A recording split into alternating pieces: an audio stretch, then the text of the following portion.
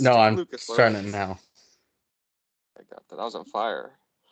And I'm the dad. I was just checking the group chat. I shitted. Lucas, but are you ready to record?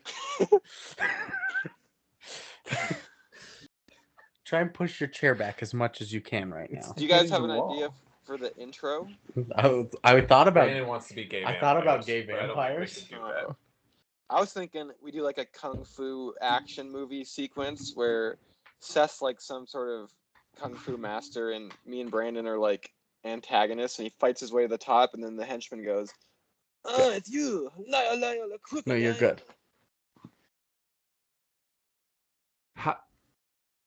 How are we gonna? Are we just gonna go whoosh, bang, crash, like all the noises? Itsuki. Yeah. Hadouken. Hadouken. Wait. Say it again now. So Seth's like a kung fu master, and he's fighting his way through this tower of karate bad dudes. Okay. And at the top, green belt. After he makes his way, after kicking our ass the whole way, one of us goes, "I see it's a you. It's a Lyle, Crocodile."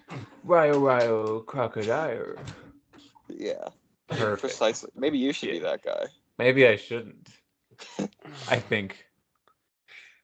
I don't want to. You want to drink the water, Jinjo? Wait, put our drinks over here so I have access to them. Do we need a bottle opener for them? Are they pop top or are they twist? Don't remember. I think anything's twist if you try hard enough. If you got the dick for it. What the hell? I'm gonna go get a hot top for us real quick. People say balls. I can't say you got the dick to be a man. I have a dick. Yeah, exactly. People always like grow a pair of balls, but as soon as I say grow a dick, everyone loses their minds. Crazy, man. The double standards. Get out of here. Maybe because if you have a vasectomy, you're not a real man. So manhood comes from the balls. From the tube specifically. The vas deferens. Yeah, that's correct. Or a man's manhood leehood. Comes from the vas deferens? Yeah. Of course. Yeah, of course, duh. I think we just hit record and gets me every time. I hate that Skype doesn't do it like top and bottom, like it does it side to side vertically, so that we have to lean in, you know? Just tilt it on its side. That's gonna mess with all of my chords going on. Olives. There should be a way to orient your screen. It's not worth it. Not on a Mac. Wait, how's the sound check looking? How's yours been? Mic check. Yeah, that's good. Okay. Mic check. Okay, so Seth is a kung fu master. Oh, we're doing that, huh? And he's fighting us? Yeah, we're like karate minions. Can I be a taekwondo master until you stop dying? Yeah, you can be a taekwondo master, but we are crocodiles then? No, nope. I'm the crocodile. It's revealed that I'm the crocodile, I think, is what Lucas is getting at. Maybe? Kind of. That's just my kung fu nickname, maybe? No, you're an actual crocodile. No, it's just my nickname. That's not really your nickname either. We just say that at the end to get to the movie. Why are we doing the kung fu thing then? As a cool henchman to say the line. So it's kind of your nickname, I guess. Yeah. Yeah. Okay, I get it. Yeah. You are the taekwondo master. Yeah. Lyle Crocodile. Yeah. I just want to brag about being a green belt, but then I'll feel dumb. Is that the lowest besides white? No, it's like third up. He's beat like there's white with yellow. Yeah, I don't count the intermediary ones. Taekwondo is different from karate. No one does. That's stupid. It's different martial arts. All right, I'm ready. Oh, you bastards! I climbed 5 rungs to get to where I was at 10 years old. Ready? Yeah. All right, 1, 2, 3, play.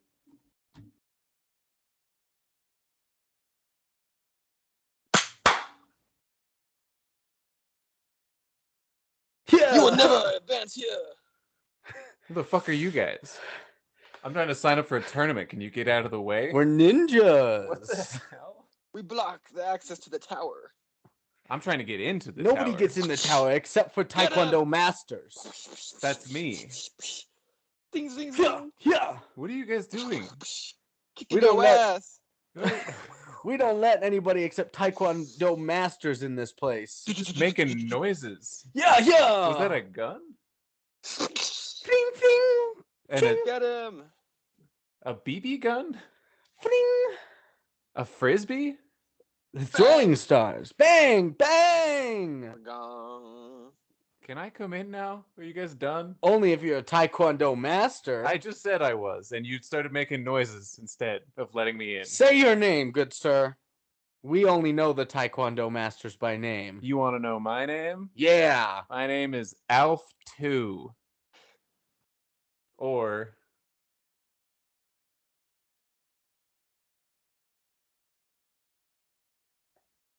Lyle, Welcome Lyle, in. Croc. was that the best time to cut? Yeah, of course it was. You're Alf too. And we're We'll ninjas. just cut out the or in there then. No. I guess we did open with Lyle. And also welcome in. Welcome into this building that we are denying access to everybody except Taekwondo masters. Which means Yes. you, lucky listeners, And this building is season 6, bitches. are officially black belts in the podcast art. Except for That's Seth. true. He's only a green belt. Yeah, that's true. The eternal guest. Which is like karate? no in Taekwondo. Taekwondo. Which yeah. is like the third best belt. Yeah, that sounds better. It's like white, yellow, green. That's it. No, Or the third worst Brown? belt. No, brown's like way at brown's the top. really high. There's That's- orange that you forgot. White, Red. yellow, green. No, You- orange, green. Too many So belts. you only made it up 4? You are not counting the white with the yellow I don't stripe. count intermediaries. Those It's are different for different arts, Brandon. All the belts are different for all the different martial art arts. is art. Even marshals. Even Drop Dead Fred. Sarah Marshalls. Forgetting Sarah Marshalls. Forgetting this ever happened. It's season 6, everyone. You already said that. Yeah. He said it was a building. Oh, I forgot to put a NBA jersey on you. Yeah, you did. And Lucas. And Was it Lucas. me? Was what you? The NBA jersey? Were we gonna put you He on got me Seth? a Lucas jersey. I forget to put a jersey on. I don't know why I said it like we, that. we forgot to put a jersey on you, Seth. Was it me? It's the Lucas jersey. It just says best boy on the We back. forgot to dress Lucas. Oh no. We forgot to dress Seth in Lucas. That's why he's wearing a hat. And I'm wearing way too much facial hair again. That's okay. I always It's love. me. I'm Lucas. Oh, sorry. I'm Brandon. And this is the good, the bad, and the movies. Movies. Movies. We've also And got that's Seth Seth, here, by too. the way. Yeah, Yeah. that's that idiot. Big Yeah, dog. one- That idiot. Oh, Stage fright. it's big. I Oh, you got did. stage fright. Mhm. Sounds familiar. Like when I was in 3rd grade and I was lead raccoon in Little Red Riding Hood and I forgot the line for a second. What was the line? It was na na na na na na and then a raspberry, but I don't want to spit into the mic. First night You I nailed forgot it. that? No, I nailed it first night. Second night, we were taping it on VHS. I have it somewhere. Don't know how to play that, but I have it. And You play it on a VHS player, you idiot. yeah, but I don't have one of those. Oh. But we circle around Red Riding Hood, and then I had to say that because I was lead raccoon. So we get to it, I'm face to face with her, and I just like froze up. And some kid behind me is like, say the line. And at that point I was pissed. So I was like, shut up. And then I went back to staring and not saying anything. And they're like, all right, just get on stage. Yeah, it's especially funny because we know that when I was in like the 4th grade, we were doing Shakespeare, of course. Yeah, We were doing Montessori. Taming of the Shrew. Oh my God. Yeah. And if we had Different- stage fright, we would run. That was not acceptable. You would run? Yeah, they would get beat. Like run laps? We have to run from the aggressors. The the Shakespeare diehard fans. or the aggressors the teachers, or is that like a separate job for Montessori? Yeah, the instructor. No, yeah, they The all aggressor role. The aggressor. Yeah. Okay. Couldn't afford a real aggressor. Or when You you had did 15 this, minutes to hide on the grounds. or when they did The Sound of Music and you played the Nazi. I did. Out of that, they just let that go. That wasn't even really a main character in the original Sound of Music. I got They added needed in to as a Nazi they general. needed to make up characters for Lucas. They're like, this tall blonde boy can play Nazi #1. I was basically Himmler. That's how we get typecasted. Either as Nazis or raccoons. Just tall, attractive men, you know? Well, tall. What about that time? Didn't you cry after a choir concert once? Probably a couple times, yeah. No, after like Pops, you had like a solo and you cried. Yeah, I cried after my solo of like the finishing my 13-year school career and like singing about it. I thought you cried because you got scared or something. No, I was like very sad and like happy that I got to experience all that with you guys and my friends, but it was like a bittersweet symphony. So it wasn't like a pussy move. It was like a.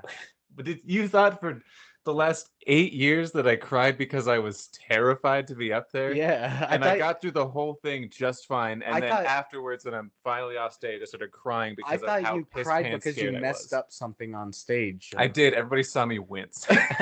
I missed a note by like a half step, and I went like into the mic. Did mix something up, mess something up. But Johnny told me afterwards. Johnny Cork was just like, "Hey, that was really good. You shouldn't have winced so hard when you barely missed a note. Nobody noticed until you did that." And I was like, "Oh, good idea.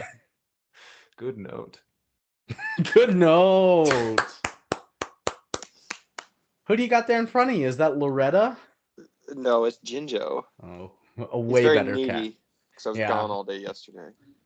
Sure. All right. Well, today, thanks for joining us in season 6. You're welcome. We're not stage fright on the podcast anymore. Were you guys scared to join on like your first guest appearance? A little bit, yeah. I mean, I was excited to do it. Were you nervous? Yes and no, I guess. I was scared to meet Devin, and I was scared that I would overhaul conversations too much. I lost that fear now. I just do it anyway. you just add 45 minutes to the podcast. Yeah. Unhinged 45 minutes. Devin and I were very scared starting it when we did the Cats episode, another musical. And if you listen to it, it's bad. I'll have to listen. It's also only like an hour and 18 minutes. It's real brief. I listened to like the first That's real brief. I listened to like the first 10 minutes of it, I think. It wasn't. It's pretty bad. Listen to it again. I think you guys are great, so I couldn't tell you it's bad. Stage fright, musicals, season 6, ninjas, green belts. This all means one thing. We're vampires. We're gay vampires. And I've got questions for you guys. You ready? Yeah. Okay. Oh, yeah, shit. That's what the silence means. The sound of silence. First question. Do you guys, I've got 3 of them for you today. Do you like musicals? I've one of my mid genres. Okay. Seth? Say lower class for me. Probably the genre I hate most. I like Rent, though. You like Rent, though. Yeah. Okay. Because I watch rom-coms. Like, I can't really go lower than musicals on my list. I don't know. There's some bad genres out there. That's fair. My next question. Do you guys like reptiles? Oh. I love them. No. Oh. Even Theo? My wife is a reptile, you bastard. That is true. You remember that joke from season 5, everyone? Maybe Seth married a snake. I can't keep track of the days. I think it was around the Morbius Spirited Away time. It was early season 5. He married a snake, and they got divorced one weekend because he wouldn't stop eating hamburgers, and she wouldn't stop eating mice, and she also hated him. Yeah, she just didn't like my personality. We didn't gel. And also I wouldn't. Not a winner of the Mookie Award for best running gag. Tangent or gag? No, it wasn't. Not even nominated. It wasn't nominated because we picked a different bit to make fun of me.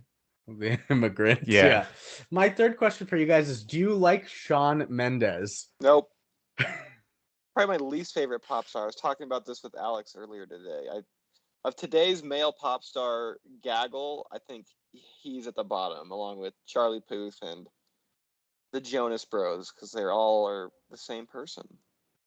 Seth's just only been shaking his head in unison with you. Yeah. I hate Shawn Mendes so much. What he's about such a Charlie prick. Puth and the I Jonas hate Brothers? Charlie Puth so much. What about the Jonas Brothers? I don't care about the Jonas Red Brothers. dress! I used to watch that show, so I kind of have a soft spot, but I really don't care. Okay. I think I don't listen to it. don't care about them as less. I just confuse them with the other two all the time on the radio. And you hate Katy Perry and Meghan Trainor. Oh God, yeah. I don't mind Meghan Trainor all that much. I hate Meghan Trainor. What about Katy Perry? You know what? She's got some bobs. She's got some bangers. You're hot and you're cold. Do tell. You're yes I and do you're no. violently despise Shawn Mendes though. He's the fucking worst. He and Charlie Puth. I get them mixed up because Charlie Puth, he always makes this video. What if a song was like and then you would and then he just hits play on a space bar and it's like a beat I guarantee somebody else fucking made ahead of time. He's got perfect pitch. Perfect pitch doesn't mean what you think it means. I do know what it means. In service of nothing. He didn't even make good music with it. He wasted perfect pitch. He made a song for Fast and the Furious franchise. Oh, congrats. What a great song that everybody only likes because a guy died. Sorry, Paul Walker. I hate it. I don't like that song. If you could only watch Fast and the Furious movies for the rest of your life or listen to Shawn Mendes.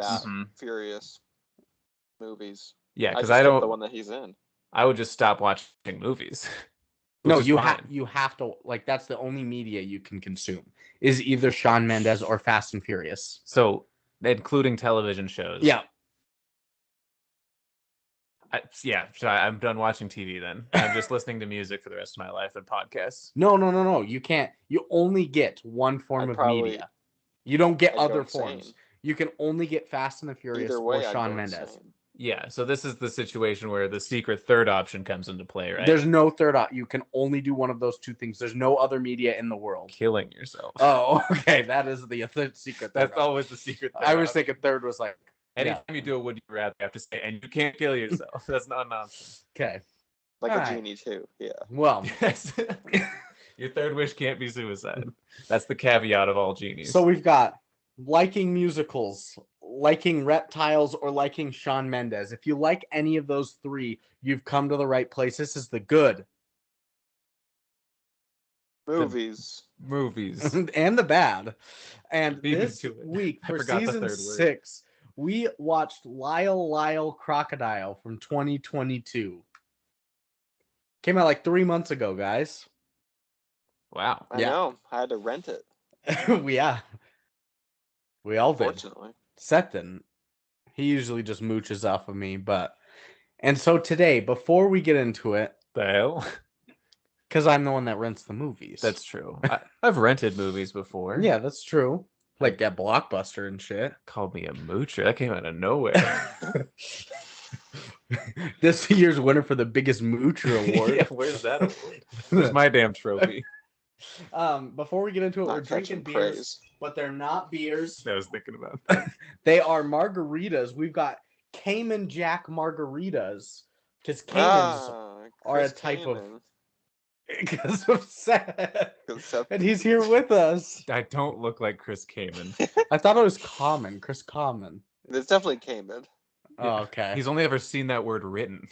He never heard the announcers say his name. Yeah, it's like when I used to think they were the San Diego Paters. The last year. Yeah, what was the other thing? Brett Favor. Armageddon? Brett Favor. Armageddon. Entrepreneur was the one when I was little. I called knives sharps. Sharps. That's awesome. So yeah, we got Cayman Jacks. Caymans being crocodiles. They got little crocodiles or alligators on the freaking bottle engraved in the glass. They're Caymans. 5.8% alcohol, little 11-ounce glasses made with lime juice and agave nectar, and they are ready to drink, baby. They're bubbling. It's good. Didn't have to pop nothing. This is like, that's a Cayman. Yeah. This is like David Jurovich's favorite alcoholic drink is Cayman Jack margaritas. These little beers? These little margs. They're not margaritas. It says margarita. It's margarita flavored, but there's no tequila in them. Well, yeah, I guess that's true. It's a malt Premium beverage, malt which is... beverage with natural flavor. They're good. Have you had before? Yeah. I've only ever had one. Little beers. Little guys. Just little funny little dudes. Well, they are twist offs. We'll pop them anyway. Twist and shout. I'm drinking some water, per usual. No Diet Dr. Pepper this week? This man's unhinged. This man is unhinged. Season He's too 6. hydrated. Oh! He scared me. So season 6, you're changing it up. You're going straight water. Today, our director. He's unhinged. Cat got me. The cat got me that time. The cat is unhinged. Okay. Hinge him. Get hinged, Jinjo. Get fucking hinged, bro. Cringo. All right, today, let's get into it. Our director is Josh Gordon. And? And Will Speck. And Jimmy Johnson, his partner in crime. No, that's Jeff Gordon. Josh Gordon, wide receiver for the Browns and probably one of the best pure talent prospect wide receivers of the last decade. He just has too many issues off the field. Too many issues being he had weed sometimes. A lot of times. Don't do that. I know, I just realized. I have to do it 3 more times, though. And I'm done. Was it always weed, or did he also have like assault things and... No, it was always weed. Yeah, which is just objectively... That's the same thing that derailed Ricky Williams' career. Yeah. Who's Ricky? He would have been the greatest running back of all time if the NFL... He was phenomenal. There's a documentary about him and just how fucking cool and weird he is. What decade and what team? Dolphins and... Did he play for the Saints for a little bit? I think so. That sounds right. Yeah. He played for the University of Miami. He was a legend there. Yeah. Went to Miami. Is still a legend to there. Miami. Yeah, he was drafted in like 2002 or something. Oh, so he's pre-Reggie Bush on the Saints or post? Way before. Okay. Oh, yeah. It was a thing with I think it was even McNabb, where it was like the Eagles traded up to draft him instead of Ricky Williams, and everybody freaked out about it. Because of his weed use? No, just because they wanted a quarterback. Oh. Donovan McNabb. Your Eagles. Yeah. You love Donovan McNabb. I do. And what Deuce Staley. Headed off. So they've done the same filmography, Josh Gordon and Will Speck, but here are a couple things. They've done Angry Boy.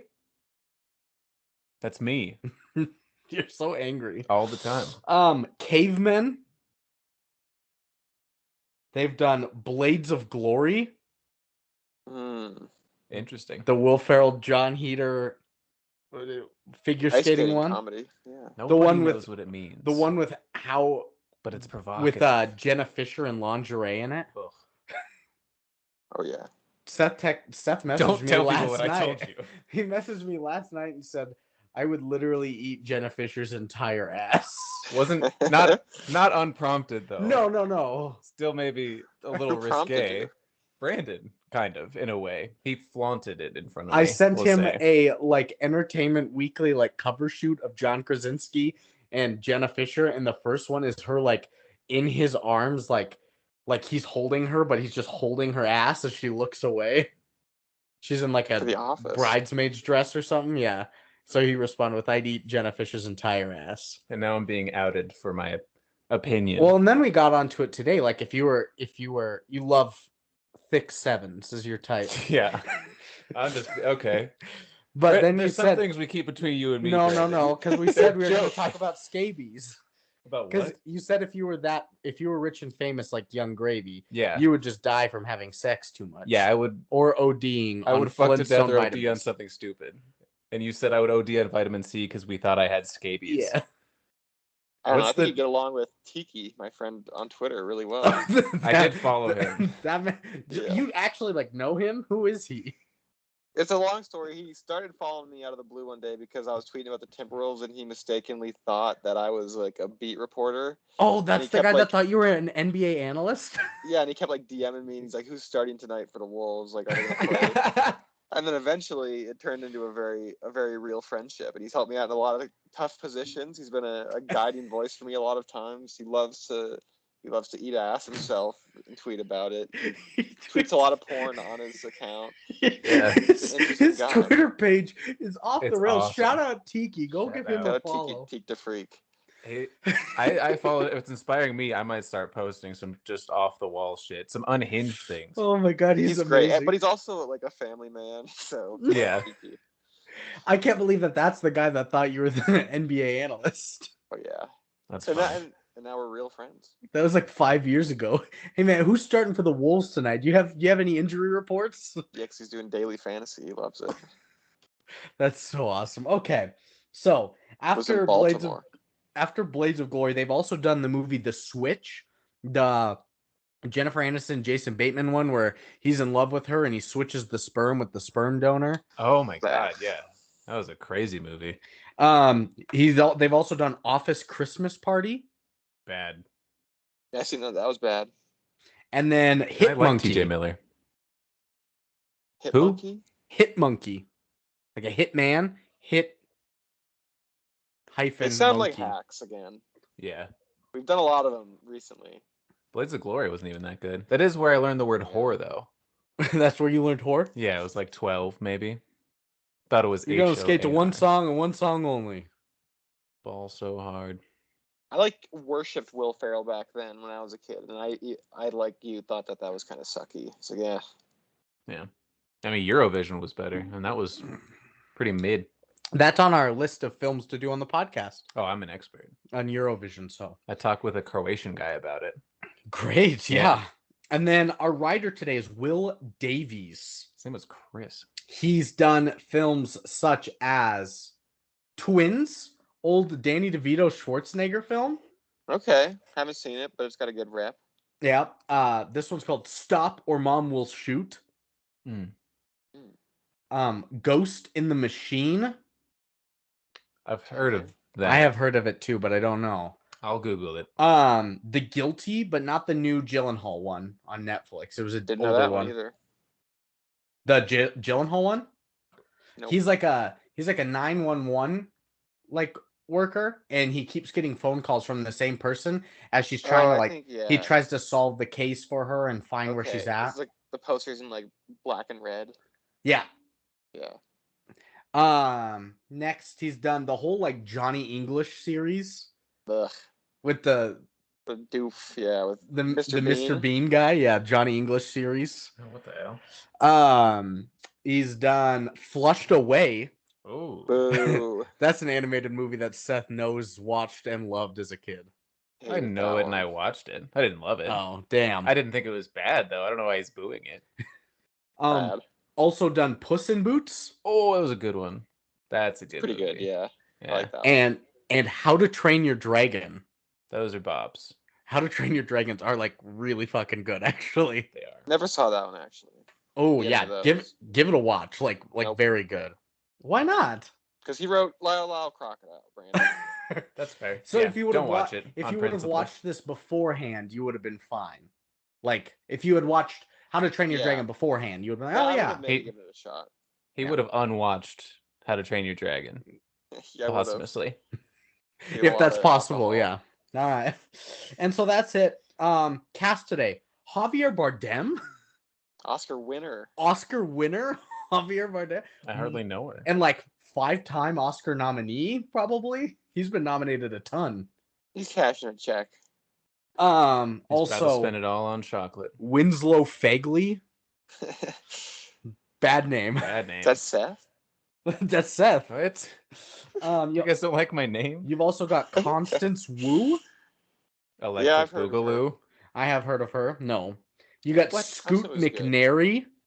Scoot McNairy. Scoot Henderson's father. What? Scoot McNairy. What? That's not first name. They took his first name, not his last name. First name. Brett Gelman. I love Brett Gelman. Brett Gelman's a funny bunch of stuff. He was in The Other Guys. Yeah. Christine. He chases after him after you like get my wife's name. You come into my house, you get my wife's name right. Ego Nwodim. Yeah. Who I think was Trudy. I think so. Pootie? Trudy. The girl. Oh, okay. At school. Lyric Herd. What? which is a crazy lyric herd. I think you made that up. No, that's on the IMDb. And last but not least, That was a voice subtitle actor you wrote down. Shawn Mendes, Boo. Yeah, boo. the voice of Lyle Crocodile. Lyle, Crocodile. the crocodile. Seth, what were the name of your notes today? Lyle Vampire. Oh, that's amazing. I knew that Lucas would appreciate that one. That tickled me. And then a plot for you guys. Hoo. When the Prim family, Like that. when the Prim's in the crib, huh? Ooh. When the Well Prim done. family, Pretty G of us. when the Prim family moved to New York City, Hell yeah. their young son. No, not hell yeah. That's terrible. I should have never done it the first time. Just stop encouraging him, please. Preach. Their Some young things you should son. be bullied for. When the Prim family moves to New York City, their young son Josh struggles to adapt to his new school and new friends. All of that changes when he discovers Lyle, a singing crocodile who loves baths, caviar, and great music, living in the attic of his new home. Did he even eat any caviar in this movie? I don't think he mostly ate trash. He ate a lot of He had a lot garbage. of trash. He had a very specific palate, though, Noodle trash. which I hated. A good cook. Yep, hated that. Okay. And I've got no history for you guys. Fuck I him. do. A little bit of the history is involved into the Cats facts. Yeah, it's like Just based fuck on a him. book or some shit. Yes, that's It's the where Clifford thing. that's where it's coming from, but there wasn't enough out there for it. It's not as big of a series as like Clifford is, and there wasn't a whole lot of facts being a brand new film out, so I didn't have a whole lot to work with. But we'll get into that. It's budget time. Yes. Budget facts. If you're doing the books. This is You trying to be Shawn Mendes. That's another reason I hate Shawn Mendes so much. Brandon's just objectively better, and he's not famous about it. Just better than Shawn Mendes? Yeah. That's I another think reason so, I too. hate him. Let's play a game called Guess That Budget. Shawn Mendes could never eat your heart out, pussy ass bitch. Fuck you. Bitch. Fuck you, Dan. Bitch, fuck you, Dan. You're getting it too. I appreciate that I'm better than Shawn Mendes. Brandon, I've told you that so many times before. When I first learned who Shawn Mendes was, and I was like, this kind of sounds like Brandon, but worse. Like You're when also better Stitches came singer on the than- radio. Than Javier Bardem. That I like his style. Something about Javier. That's fair. It was bad, but that's my taste, I think. I love Javier too. I just probably couldn't land Camila Cabello, sadly. Senora Santa. Neither could he, thank God. Well, he did, but now they've broken up. But they made that song Senorita together where they were just fucking on stage. You're not saying Javier Bardem and Camila Cabello. No, Shawn Mendes. Okay, that makes sense. That would make more sense, Javier and Camilla. Is it Javier? I thought he was Spanish. Yeah, he is. I think it's what it says. Javier Bardem. You're saying like a gringo. Javier is like French. You still say the R's in Spanish. Javier Bardem. I'm saying it like a gringo. Like a gringo? It's both. Javier. It's both? Bofa? You pronounce it both. Okay. Both buddy. Both of these nuts. All right. It's like croissant like a gringo. Hey, croissant. That's not like a gringo. Oh, good bit. What do we think the budget is, Lucas? Gangbanger saying croissant. Gun pointed sideways at you. Give me my fucking croissant. Lyle Crocodile. I'm gonna say $45 million. Okay. Seth. I'm gonna say 70 million. Our winner is Lucas. Oh, it's close. Who's actually really close. It's 50 million. What? I don't know why I had to do the math. He said 45? I thought he said 35 right at first, so that's why I was doing it for a little bit. Wasn't even close to yeah, close. No. He's pretty close, though. He was very close. Yeah. I was not. No. That was stupid for me for doing the math. Correct. Yeah, that's pretty spendy. for this piece of shit. I imagine most of it went to Bardem. Hopefully not to Mendes. I would imagine he's the big price point on this film. Most likely. I can't remember because this definitely has Clifford vibes to it, like all around. I wanted to see what I think Clifford is a little more. It does cost quite a bit to animatron Clifford was the 64 million. Yeah. So 64? Yeah. It was like, I don't know, a 20. Hold on. I'm trying to do math real quick. 45, 70, 50. 30% better movie, give or take. Oh, okay. Yeah. What do you think this made opening weekend, Seth?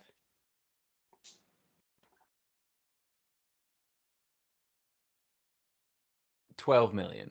Okay. That's an admirable guess. Thank you. I'll say 8 million.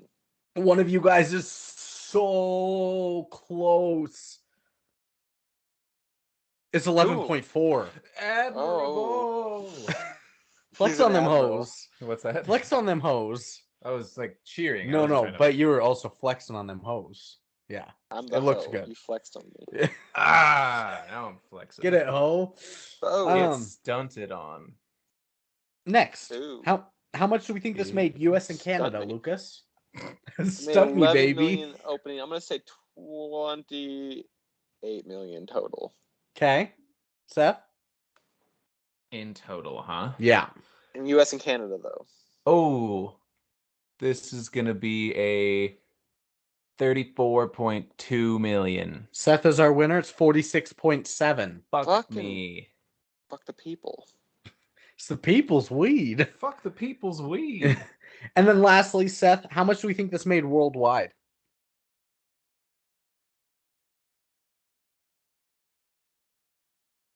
$50 million. Just perfectly broke even. 52 million. Okay. I'll Lucas? say 63 million. Our winner today is Lucas. It's 95.7 million. I'm gonna eat my own ass. That's Ooh. too Before much. or after Jenna Fisher's? Doesn't matter. We're all gonna die anyway. Before, probably. Yeah, probably. Use her ass as like a palate cleanser. You want Yeah, that to be the hell, last yeah. memory. I want that to be the last thing I say before I die. I haven't earned any more words after what I just said, I don't think. Hold up, I ripped my headphones out. Keep talking, Brandon can hear you. I can't hear you. Hello? He's just moving his mouth. No, he said pop, I pop, said- pop, pop, pop, pop. Said a lot of That things. he was recreating the sound of what it would be of you eating Jenna Fisher's ass. Mom. Ooh. Spicy. Big dog. A little PM action here. It is 3:10 3 already. p.m. It's 3 p.m. Yeah. So $50 million budget. It ended up Tylenol, making 3 p.m. nine. Don't laugh. What? Tylenol 3 p.m. Yeah. So it had $50 million budget, ended up making 95.7, almost doubling it, which is a huge win box office wise. Unfortunately. And now we're on to taglines. It's right towards the bottom of your screen there today. I feel like I haven't done these in like a year. Oh, good one. Hey. I hate those It's jokes not so because much. if you hadn't done it in a year, it would have been like a whole year ago. But like since last year. Yeah. It's a bad joke anyway. They're always the worst jokes. I hate them. Okay. Tagline numero 1. It's a jungle out there. What? Concrete New jungle. York City, it's a jungle out there. Why didn't they get like John Bellion for the voice acting? If they're gonna steal. Because he's dumb and bad. What? I just wanted to see what you would say. I love John Bellion. Second number. He knows every scale. That's pretty good. Because he's so heavy. He's musical. Because he's so heavy. Yeah. He's just used to standing on scales. It's not He used because to of the sell them. scales that he has. And they need to take his temperature in what rhymes with nut hole. That hole's worse. Yeah, it is. Nut hole is really bad. Which one do we like more? So bad.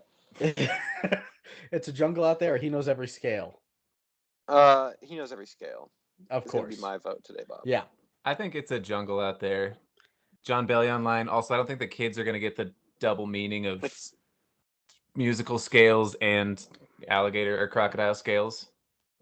It makes me think of Monk, the first one. That's the song that it's a jungle out there. It's kind of like a Louis Armstrong thing. As Detective Monk walked through the streets of San Francisco. Great I never song. watched Monk. My mama loved Monk. She gave me Oh. OCD because she was such a fan. I can see that. Seth has a new guilty pleasure show though. What's that? It's you, Lucas. What? It's you. It's always been you. You, the show? No, just you. Yeah, you. Yes, show. the show You with Penn Badgley. Oh, that guy. Caesar Boy, the carpet doesn't move. Huh? Okay. What did you say? I remember. Something about Penn Badgley, maybe. Something about root beer, right? Something about root beer. Yeah, I like the scale one. Do we have any of our own taglines? Long story.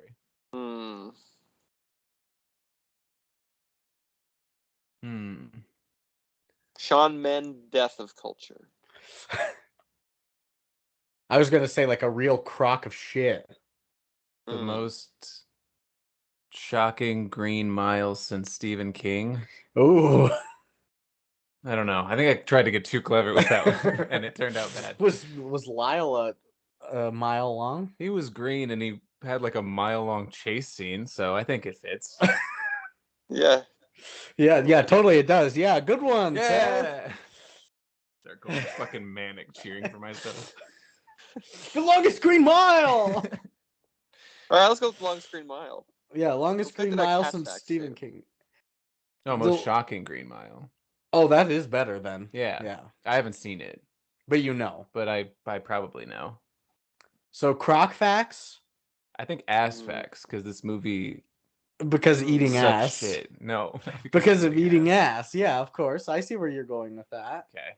I like ass facts. Ass facts is pretty good. Yeah, there's still Croc facts. Bad facts. Mendes facts. No. Immediately shut that one down. Yeah. Anything but Mendes facts. Put the cat in the facts. No, we're not. Put the croc in the bag. This is a whole Crikey facts. Crikey facts. That's pretty good. Yeah. I like Crikey facts. Steve Irwin facts. Bindi facts. Bindi. Bindi's nuts. 6'7". Bernie Koufax. Or is it Sandy? Sandy Koufax. That doesn't apply to this movie at all. It's in New York. Sandy Co. Then parentheses facts. And facts. Well, I understand the pun of it, but it doesn't apply to this movie. For the Yankees, maybe. No, the Dodgers. Fuck. Well, next time we do a movie in LA, the Sandy Koufax. He was in New York when the Dodgers were there. He played in New York sometimes, Brandon. It's perfect. All the time. Really lobbying for the Sandy. I think we're going with. We'll save it for the next. Oh, for the next San Andreas. We should have done that for San Andreas. If only I was smarter back then. Smart. I think we're gonna go with Crikey facts. I would vote for Sandy Koufax, but I guess it's fine. We're saving that for our next LA one. It can. How about Crikey facts in parentheses? Sandy Koufax. Sandy Koufax. No, sure. Well, a little asterisk. He's the second stringer for now. It's like footnote number 2, and you have to flip to the back and find footnote. And this actually means Sandy Koufax. And then we put an asterisk next to the asterisk and said this is actually an asterisk. It's ass facts as well. So it's Crikey facts, footnote number 2. You flip to footnote number 2 to see Sandy Co. parentheses facts, close parentheses, asterisks. The asterisk then sends you to asterisk facts. I think we got there. Or ass facts. Yeah, I think we got. All right, it was pretty clean cut and clear and dry.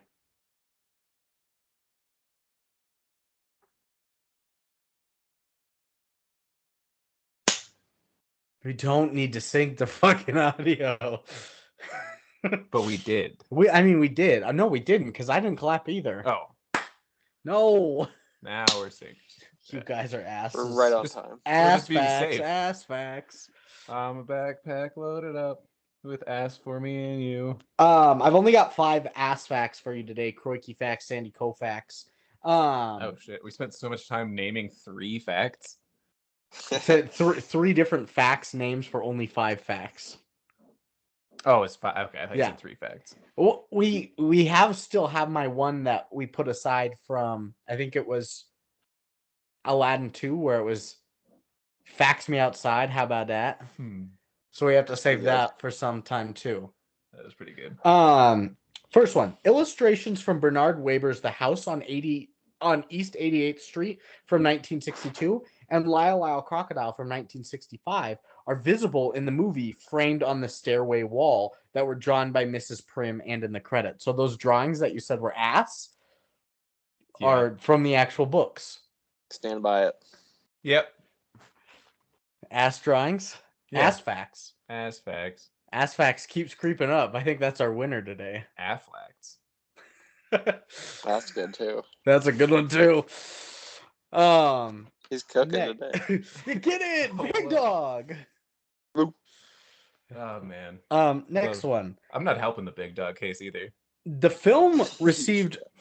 It's been an ass obsessed podcast from Seth. Yeah. Ass heavy. That's how I like it. The film received generally positive Lucas. The film received generally positive reviews from critics with the praise for 1, the visuals, 2, Javier Bardem's acting, and 3, Shawn Mendes' singing performances as Lyle. They're all fucking full of shit. I love Javier Bardem though. What about the visuals? This is the first thing I've ever seen him in though. Really? Yeah. Because I not refused to watch, but Hunter never got me to watch No Country for Old Men. I know he's the fucking crazy guy in that or whatever. He's in a lot of good stuff. Some would say he's the crazy guy. I'll watch it, whatever. And Road to Perdition. Okay. He's also in Vicky Cristina Barcelona, which I love. Yeah. What was the one? Love interest. What was the one last year that was the I Love Lucy one that had him and Nicole Kidman in it?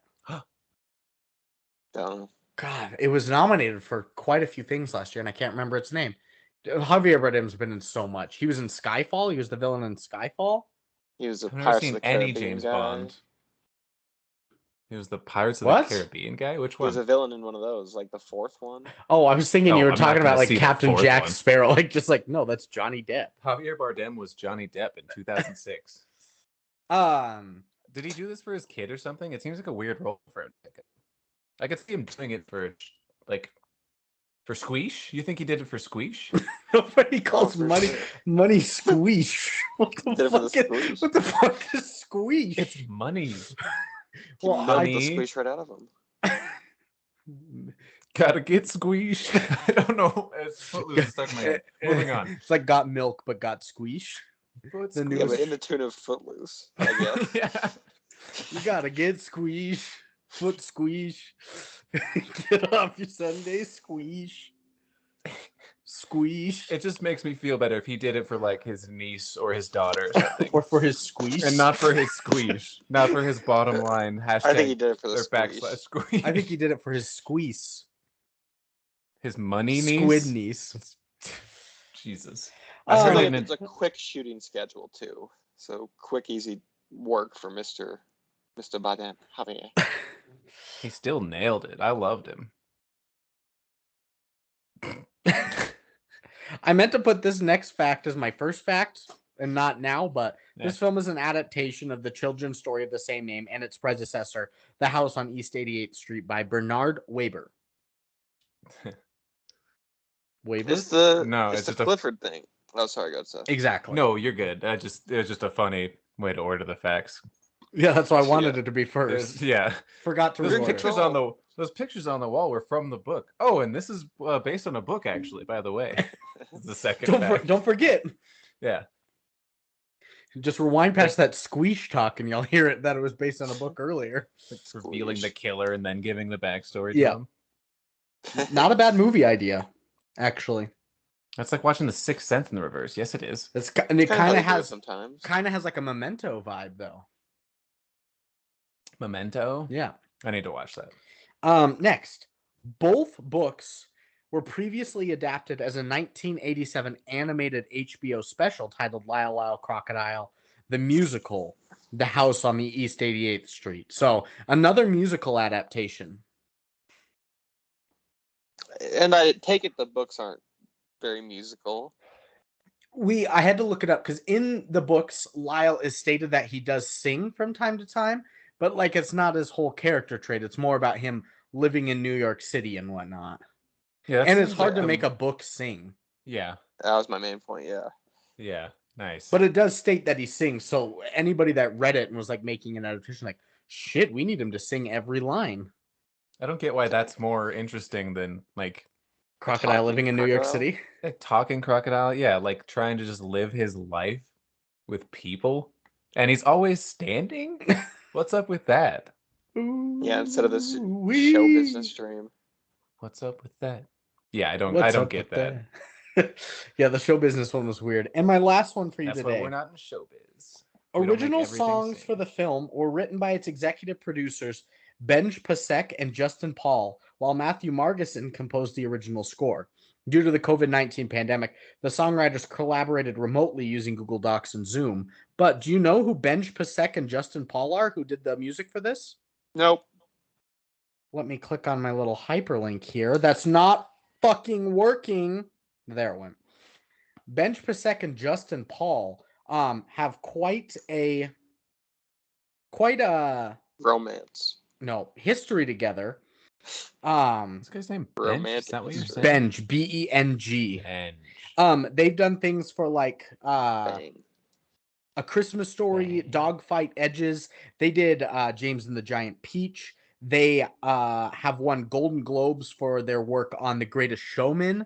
They are Tony Award winners for all the music for Dear Evan Hansen, and they are Oscar winners for writing all the original songs for La La Land. These are the La La Land guys? These are the guys that wrote City of Stars and Audition, and yeah. I mean, I could see some of the thematic elements of that in the song choices for this, but I could never have imagined. I can definitely see like the links to The Greatest Showman and whatnot. A lot of the songs have kind of the same vibe, but good soundtrack on The Greatest Showman. Dear Evan Hansen's one of my favorite musicals, and it destroyed at the Tonys. And then obviously La La Land, one of the best films of the 2010 decade. It is a movie, and amazing songs. Although Lucas and I both say that maybe the best song is the hip hop kind of song. Start a Fire by John Legend. Yeah, like the neo soul song that they're making fun of. That goes so hard. So good. I'll play it. That song bops. So, yeah. So it's not nominated for nothing then? Oscars haven't come out yet, so we don't know. Imagine. If this gets nominated for something? We could probably say it doesn't get nominated though, right? It could there's a chance that it could find a best song like pickup since it's a heavy musical. There's a chance something's in the running. Were there like maybe 2 musicals this year, and they're like, we can't have all 6 nominees. They're usually not all from musicals, like just like soundtracks. Yeah, sometimes it's a one-off. Yeah. Okay. Like I remember the one year, like there's no way it gets nominated. 127 Hours had a best song nominee because the song that played during the credits, If I Rise by Dido, got nominated. So are they songs that have to be made for the movie? Or correct. Just like, Okay. So Dido made a song for 127 Hours. Yeah. Okay. So like, if you think cheap that it's the credit song that got nominated, you can do a credit song though. That's bullshit. It's a song written for it, or a lot of movies that aren't musicals, like Rocky. Eye of the Tiger was written for it, and it won best song. Did not know that was written for Rocky. Yeah. Mm-hmm. What a great song. Yeah, right? I don't know if those movies are good or not. I won't say anything. Rocky won Best Picture as well. I don't know if that means it's good. Rocky's good. Awesome. They're all pretty awesome. Rocky 1 through 4, rock. I like Rocky 5. I like Rocky Balboa too. Rocky Balboa is pretty good. And the Creeds are pretty good, yeah. I haven't seen Creed 2, but I like everything else. I haven't seen Creed 2 or 3, but I do like the original Creed. Yeah. There's your background on Rocky. Okay. And best song nominations, now you know. And Eye of the Tiger. I'm learning still. He's schooling you. I'm getting schooled. In a good way. It's a positive. But usually best song ones do come from like animated movies, like Disney picture ones, or musicals. Crocodile. Or Lyle. So that's what we got. From like John Legend or something. Yeah. Yeah, Selma had Glory one by John Legend in common. I did know that one. One day, when the glory comes. One day. Doing Modest Yahoo right now? Yeah. Hell yeah. Why can't I twist this off? Because you're weak. Let's get Probably- into the movie. Because my hands are so Movie. sweaty in this hot ass room. Movie. Nicole's starting her motorcycle. Her Trying to get cage has away? been turned into a sphere. She will do Ooh. nothing. Oh. We pay a ticket and she does 3 laps. And if we're lucky, she falls sometimes from the Yes. top. But watch We out. throw Inside, things at her to inhibit her path. Yeah.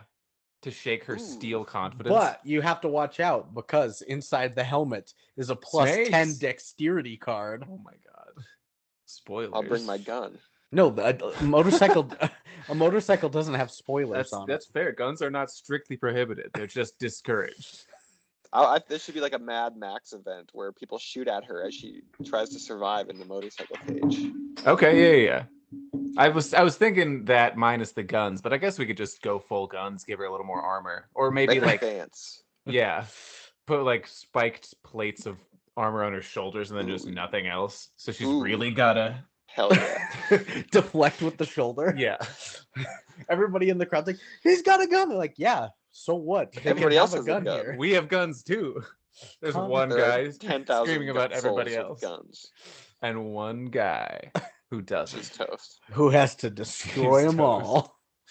Tune in next week to find out what happens to mostly nude Nicole Kidman being shot at by savages in And a the post-apocalyptic wasteland. And the one guy without a gun. 2. Will they fall in love? He's there too. He's there too. No, he dies immediately because they're pissed at him. Oh, okay. Damn, I wanted them to fall in love. No, Mad Max style Nicole Kidman with shoulder blades. Nicole Kidman will not find love as long as I'm on this podcast. Not I will until you, kill not all until of you Pain do. and torture await Not her. until I do, yeah. Nicole Kidman can find love when I find love. Perfect. Let's get into the cage. My first note, I actually get so hyped more than any other production company when I see the Columbia Pictures introduction. With the is that the the lady? stars? Yeah. With the Oh, it's lady, the- yeah. Yeah. And That's like, the same one. I didn't No, notice. that's I was the like first. Columbia and Sony. This is 2 big companies. Yeah, I think Columbia is a Sony company now. Oh, really? Yeah. I didn't know that. That makes sense. Interesting. Okay. Let me Well, look it up. look at Columbia Googling. Pictures. Sony. Get high, get wandering eyes. It's a member of the Sony That means Pictures vagina. movie group. Huh? Wandering Eye means vagina. Does it No, really? that's Whispering Eye. Whispering What? Eye. Yeah, God Wandering Eye damn. means you're peeping. You're a peeper. Hmm? Sometimes you peep at Whispering Eyes with your Wandering Eye. I was Seth just singing a always does. song. Big whoa. dog. Oh, oh, oh. This Oh, guy's man. got more pink eye cases than anyone in the country. Because his Wandering Eye keeps getting into Whispering Eyes. Yeah. Is this my karma for making fun of Brandon so much? Have I had it too easy on every episode up until now? Maybe. Yeah. I like it though. I think do- we need to get I back do to getting too. on Brandon. Oh, okay. I don't mind it. I've been feeling kind of guilty about piling on Brandon. Because every time I see his mom, she's like, "So, how racist is Brandon today?" Just a joke, Mrs. Snedeker. I apologize. This is Brandon. I put my hands up in the air every time too, because she has a gun. She always does. She was at the event. She's the guy that shot the guy. Okay, so you get, what did you find with Columbia Sony? Yeah, they're Columbia Pictures. They're a Okay. subsidiary. Nice. Well, a wizard magician guy enters New York City kitchen, steals some shrimp. Interior. Wizard enters New York City kitchen and steals shrimp. Now carrying silver platter and elevator and doing tongue twister warm-ups. This is Hector the magician. It's Javier what the hell is his name? Hector. No. Bardem. No. Javier. Hector. No. Schmecklin or something. Schmendrick? Schmendrick. Thank you. Forget I'm imagining Schmendrick. him stealing shrimp from a Denny's Yeah. in like 2022. Denny's shrimp. Ooh. Ugh. He's doing his Rodney Dangerfield. Ugh. Yeah. Well, he Fucking is Helen Arkin. Hector the magician is on a TV set of a show called Show Us What You Got, but he is shut down and has been shut down in the past for this television program. For his crude remarks. Or just for not being good. His sex scandals. He stinks. He's also, it's Javier He's Bardem. smelly. He's never looked stupider. It's Looks true. very stupid. Usually a pretty Jerry cool looking curl. guy. Yeah, he's got a Craig Sager suit. Who? Rest in peace, Craig Sager. Is he This like a man. commentator? He was the NBA commentator that always wore the fanciful suits. Oh, yeah. Apparently he was like a giant piece of shit, but I guess RIP What? still. I heard, yeah, he was bad to his kids. Yeah, and probably other people. Damn, that's sad. If you're mean to your kids, who won't you be mean to, man? That's true. Amen. Well, after he gets shut down on the show, he walks into an exotic Hallelujah. pet store looking for something super Hallelujah. cute and affordable that he can fit into his hat. How many of our movies have started in exotic pet stores? A couple. Several, yeah. Yeah. Besides great Clifford time. and this? Yeah, I think there's a couple more. I think there's a Adventure couple to do. more. It's usually where the talking animals are found. Sure. I think, yeah. Most commonly. Well, he walks in there. How do and all these talking animals get caught? That's a good question. You'd assume They're they're like talking a too higher much. intellect. I'm over here, idiot. Scurrying away. Well, in this store, I Like It Like That starts playing the I said I like it like that. This is the only time I kind of enjoyed this singing. The music? Because they'd pitched his voice up a little bit so it didn't sound like Shawn Mendes. And it was just like the cutest little baby alligator. He's just, He walks back because he hears a high-pitched singing voice, sees a baby crocodile singing, names him Lyle, and takes him home. My note is gay, dumb, so fucking shit. Fuck you to death, Lyle. I hate Jesus this introduction to Lyle so much. I do. Oh my so fucking stupid. I do have a quick question for you guys. Oh my god. If you guys are in a pet store, any kind of retailery, Okay. if you will, and you hear like what you assume to be an employee singing, like a human, do you like slowly creeping around looking for whoever's singing along? Do you guys do that? Because that's what he did immediately. He heard somebody sing and he's like, what the fuck? Well, that's what I brought up later is Dad hears someone singing in the shower and just walks into the bathroom in on him. You don't just do that either. They needed to show that it was a wig. They didn't, but we'll get to it. So he takes Lyle, takes him home, and Hector is trying to sing and like do little vocal warm-ups with Lyle, but Lyle's shy and he's cold. But you also learn that he can't talk, but he can sing. Also stupid. This is my theory is that, and I'm gonna go with it here, is that Shawn Mendes is such a horrifically stupid and bad actor that they're just like, we can't have him talk. He can only sing. So Lyle doesn't get lines. He only gets songs. That's a really good theory. It's a decent theory, actually. I think we should spread that. I think we should. I think we should spread true information. And pink eye. And pink Sony eye. Pictures had to step in and say you are not allowed to have this character talk. This actor. We don't even want you to talk when it's unscripted, like at lunches, like craft table. Right. The people serving you that food do not like what they're hearing. You're not even saying anything that bad, but just you as a person get on their nerves. It's getting on their nerves. They're pissed. And Shawn Mendes CGI you out of this movie. Shawn Mendes I'm already kept a crocodile. Kept getting trash noodles, like garbage noodles, for at these luncheons on set. They gave him an unmicrowaved pack of ramen. He was a method actor for an animated CGI movie. He ate so many garbage noodles to get into the character of Lyle. Wouldn't put it past the idiot. Well, he's so stupid. He's trying cold and he's not singing, but then Hector puts a blanket on him and now they are duetting together. And Bardem's a bad singer. As good as an actor he is. He's doing this very thickly accented Spanish version of singing with Lyle the crocodile, who's like an airy, prepubescent, of course, pop star that is Shawn Mendes.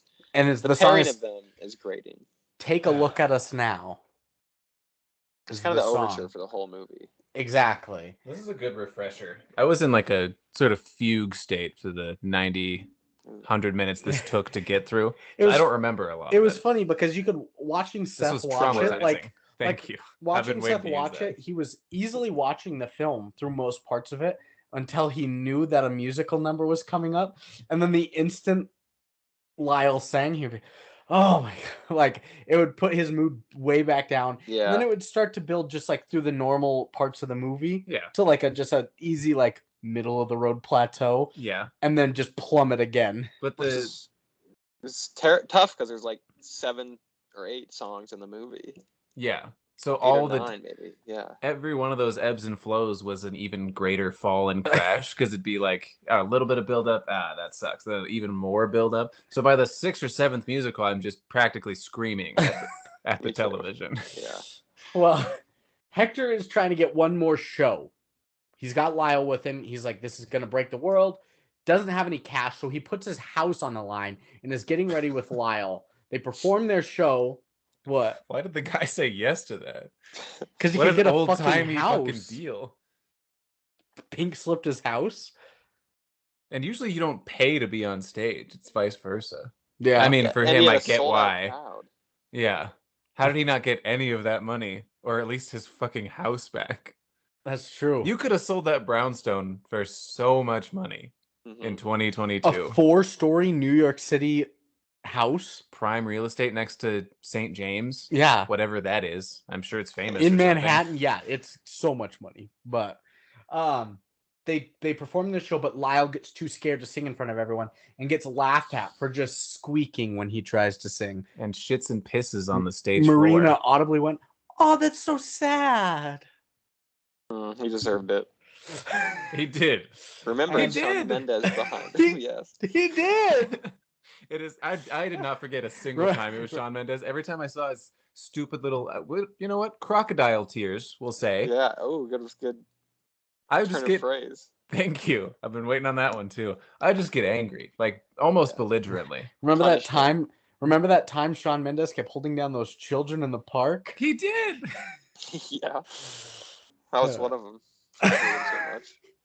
Jesus Christ. I think he's younger than us. I think so. He's strong as a kid, though.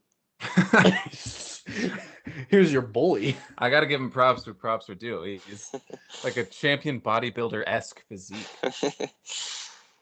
I just want to see how old he's. 24. So yeah. Fuck him. Yeah, but he benches like a 25-year-old. Pure. Pure. Well, yeah, so he gets laughed off stage when he tries to sing, and they go back to their house in the attic, and Hector gives him like an 8-track player to keep music with him, It's an and iPod. leaves. Was an it? iPod? I don't know. It looked like a little cassette, I thought. It was an iPod. He just gave him an iPod. He said, "Good luck, buddy." Oh, well, I was wrong. Yeah. Super wrong. He didn't give him know how to charge it. Yeah. You know what I mean? He said he He leaves probably them didn't know how to all use alone, it. but he's gonna go try and get some money and to come back. Would an iPod register alligator skin as a finger, do you think? If you try to press on it? Maybe. It's a question they're- for God to They're answer. reptiles, so they're cold-blooded, so probably not because they're heat sensitive. Are they heat sensitive, Brandon? Yes. If I put my phone in the oven, is it going to press all the buttons at once? No, but like Got him. Got his ass, idiot. Moving That's how on. they hack phones. Ovens. They somebody- get in through your oven. They hack your oven to get to your They phone. warm it up a little bit. Just preheat it to 90. Just got to That's get so a little warm. Don't That's interrupt how- my great ideas. That's how the leakers get all these hacked photos of celebrities. They hack their oven first and Brandon, then did you- force them to put it in the oven. Celebrities That's have smart right. ovens. Brandon, did you cry at this moment in the movie? I did not cry in the movie at all. Oh, good. I was going to be furious with you. I cried. What? Out of anger. I cried out of anger, yes. I did Oh, at one you point angry cry. actually angry cry. It was only 1 or 2 tears, but technically I cried. Oh my god. Yeah, that was me the So whole movie. loud. Well, so he gives him this iPod, leaves them all alone to go and try and earn money. And it's 18 months later, a new family's moving into the house that Hector had previously sold. And my big question right off the bat, because they meet one of the teachers or something that's in the neighborhood, and then they also meet Mr. Grumps, who lives downstairs. Did they have to CGI Loretta? It was Yes. noticeable. They probably did, though, yeah. It was noticeable immediately. It's a long time since Amber and Rumple could hold down the screen without any CGI necessary. Remember Amber and Rumple? Yeah. The actors that played the cat from outer space, of course. Oh, I see what you're saying. I get an excuse for not knowing that. Yeah, no, you're good. Seth does, yeah. Brandon gets shamed. I get shit on, yeah. Publicly. Ooh. Publicly shit. But yeah, so they have a little CGI cat for Mr. Grumps, which at the beginning, like, that doesn't need to be CGI. It does later on. They make that cat do a lot of things. Yeah, some things. A lot of work. Put his ass to work. Yeah. Nice. Nice. Oh, it feels good. Well, My note Josh here is Josh. Yeah, we do meet Josh, part of the family. He's so ugly, this little kid. He is. They could not find a cute kid for a movie. What the fuck's wrong with them? The instant he came on screen, Marina goes, autistic. No, it wasn't the instant. It It's was when coded.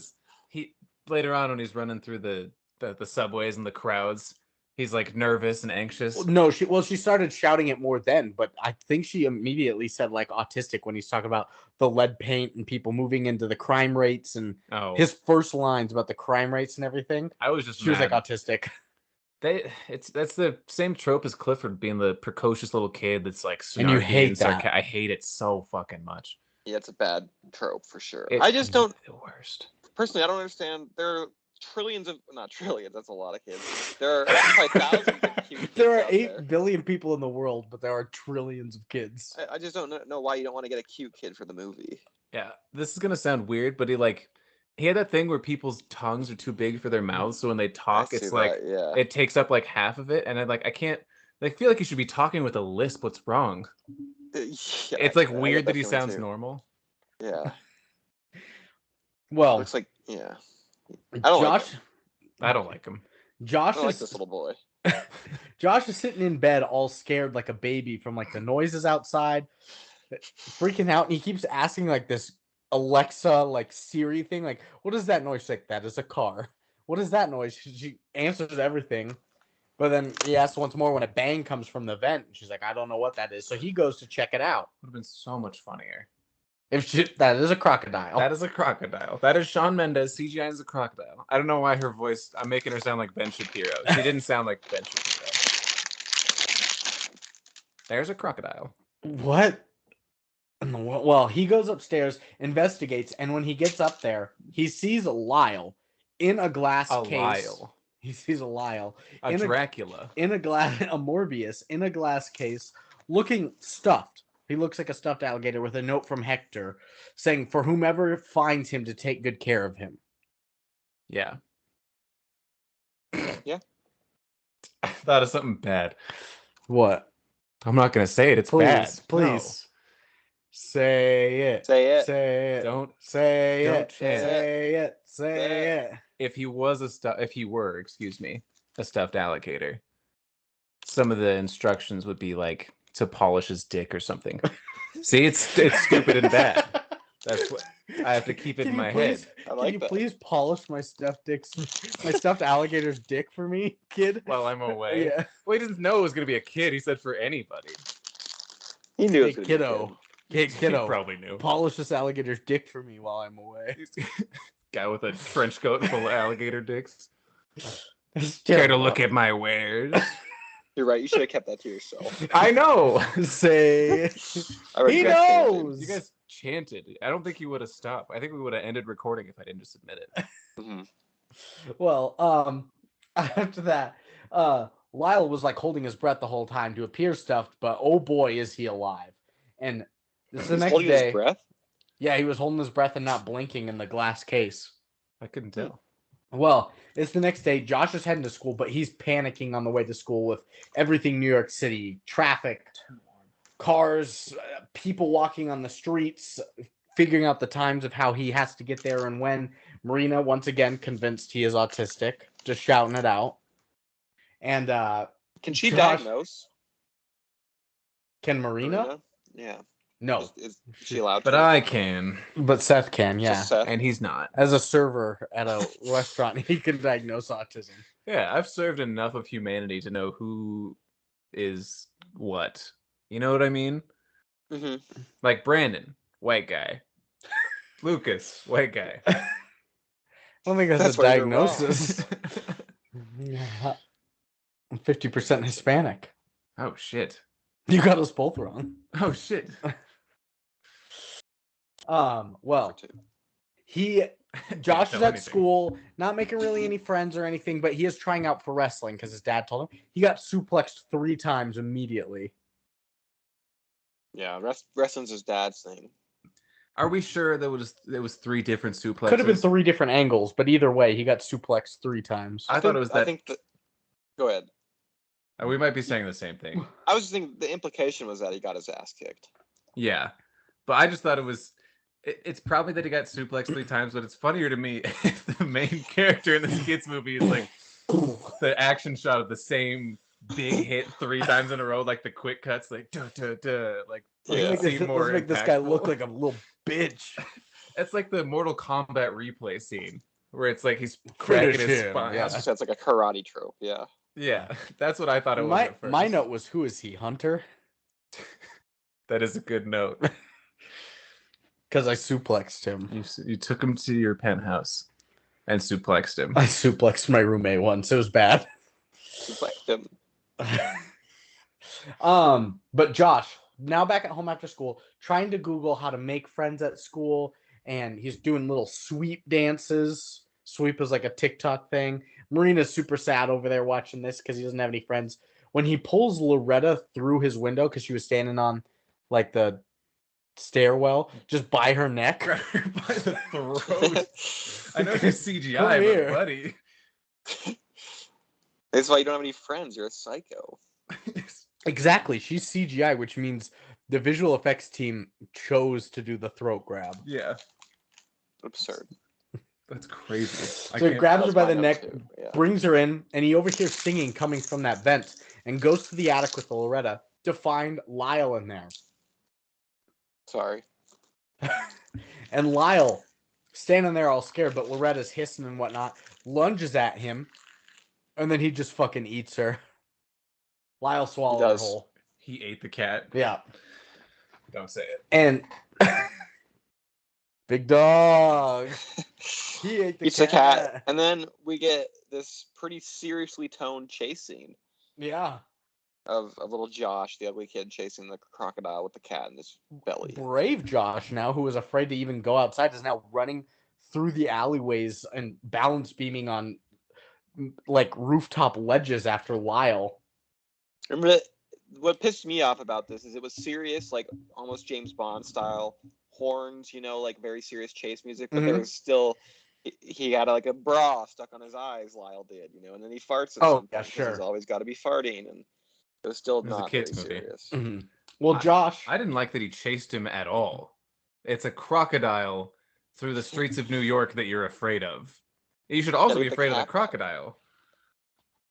You gotta assume the cat's dead. That's what he said was, I gotta get the cat back. Like he was chasing because of the cat. Yeah. He saw a cat get eaten live by a crocodile, and he's like, I have to get that back. The crime statistics of New York year to year, how much they increase percentage wise, and you don't know that when a crocodile eats an animal, that you can't get it back. You lost it. It's gone. What the fuck? Damn it, Josh. What an idiot. He's so stupid. Well, he's so stupid. Eventually, he chase him all the way down to like an alley corner. Yeah, and into the New York danger he was scared of. Some white meth head jumps out at him. Yeah, a homeless man's about to mug him. Crocodiles can run 20 miles an hour. Yeah, and so can Josh. Duh. Josh cannot. That's like Daniel Jones's max speed. He's in wrestling. He's an athlete. He's not a speed demon. He's 11. He's not super strong, so in wrestling, he uses his speed to his advantage. He uses speed to get suplexed even faster and more. Yeah.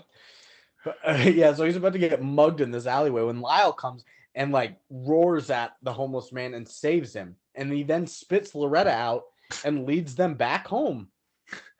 Did you quote yourself at this part, Brandon? I don't think so. No? Oh, you should. This is one you should have quoted yourself on. What did I say? Because he came out and roared at the homeless man. Well, I don't know if we don't know for sure if he's homeless. Don't want to be insensitive. I did quote myself once. Wait. I've never had a home. No, I did not. Brandon's like, wouldn't it be funny if instead of roaring, he just came out and started singing at him? Show tunes. It probably would have been even scary. Doing a little show tunes. Buffalo gals, would you come out tonight? Shout out, It's a Wonderful Life. Yeah. Shout out. And Rat Boy. It's been a while. For Rat Boy? Mm-hmm. Yeah. Well, he puts him out. And the next day, Josh is brave, takes off towards school in a shortcut, and can make it on his own now. Leaves his mom behind, basically. But there was one scene where he was like perched up on like the subway. He's like, "Mom, where you been?" Like checking his phone and whatnot. Doesn't he Don't you remember that? The Crocodile a Pokemon card? Yes, he does. Plus 4 strength or something. Yeah. Some sort of card. It wasn't even like. I think they made it up. I don't think they. Yeah. It wasn't from any game. Undetermined game. This is my energy card. It gives me plus 4 strength. My most prized possession.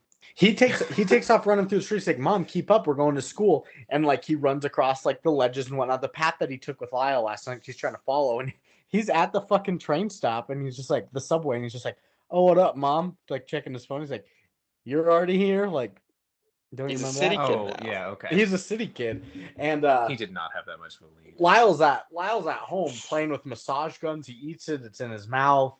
He's doing all that shit, and he ends up watching the mom through like the air vents as she's like sad watching.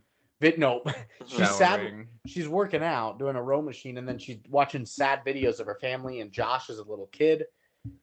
Weird line. She's watching videos of Josh as a little kid. Yeah, like hard workouts to family videos. Yeah. As a crocodile watches you through the air vents. Yeah. So Josh was at school reading about crocodiles in the library, embarrasses himself in front of Trudy, but she still friends him on sweep immediately. Trudy. Yeah, she does. Trudy doesn't seem like a very black name to me. I'll just say it. Sure, somebody had to, I guess. And it was Lucas. It's just kind of out of place, I thought. They didn't have a lot of courage. Couldn't name it something Lyric. Else. Yeah, Lyric. And so now it's nighttime, and it's your classic Josh, Lyle, and Loretta out on the town night mess around scene. There's a dumpster diving montage. Romantic too, because they're dumpster diving for food, and it gets to I put romantic dumpster dive dinner date on the rooftop where they thank you. I thought that while I wrote it, where they enjoy garbage and talk about how they're eating garbage. And Josh's like, "My mom died when I was 2." He's so casual. Tells his crocodile friend about his dead mother and about his knuckles.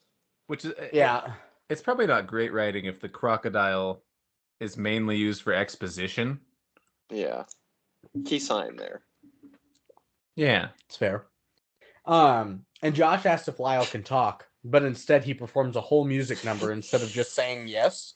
I can't talk. He can't. Love is an open door. He can't talk. Yeah, and this is like maybe the most absurd set piece of the whole thing, because he goes around as he sings and like proving that he can talk.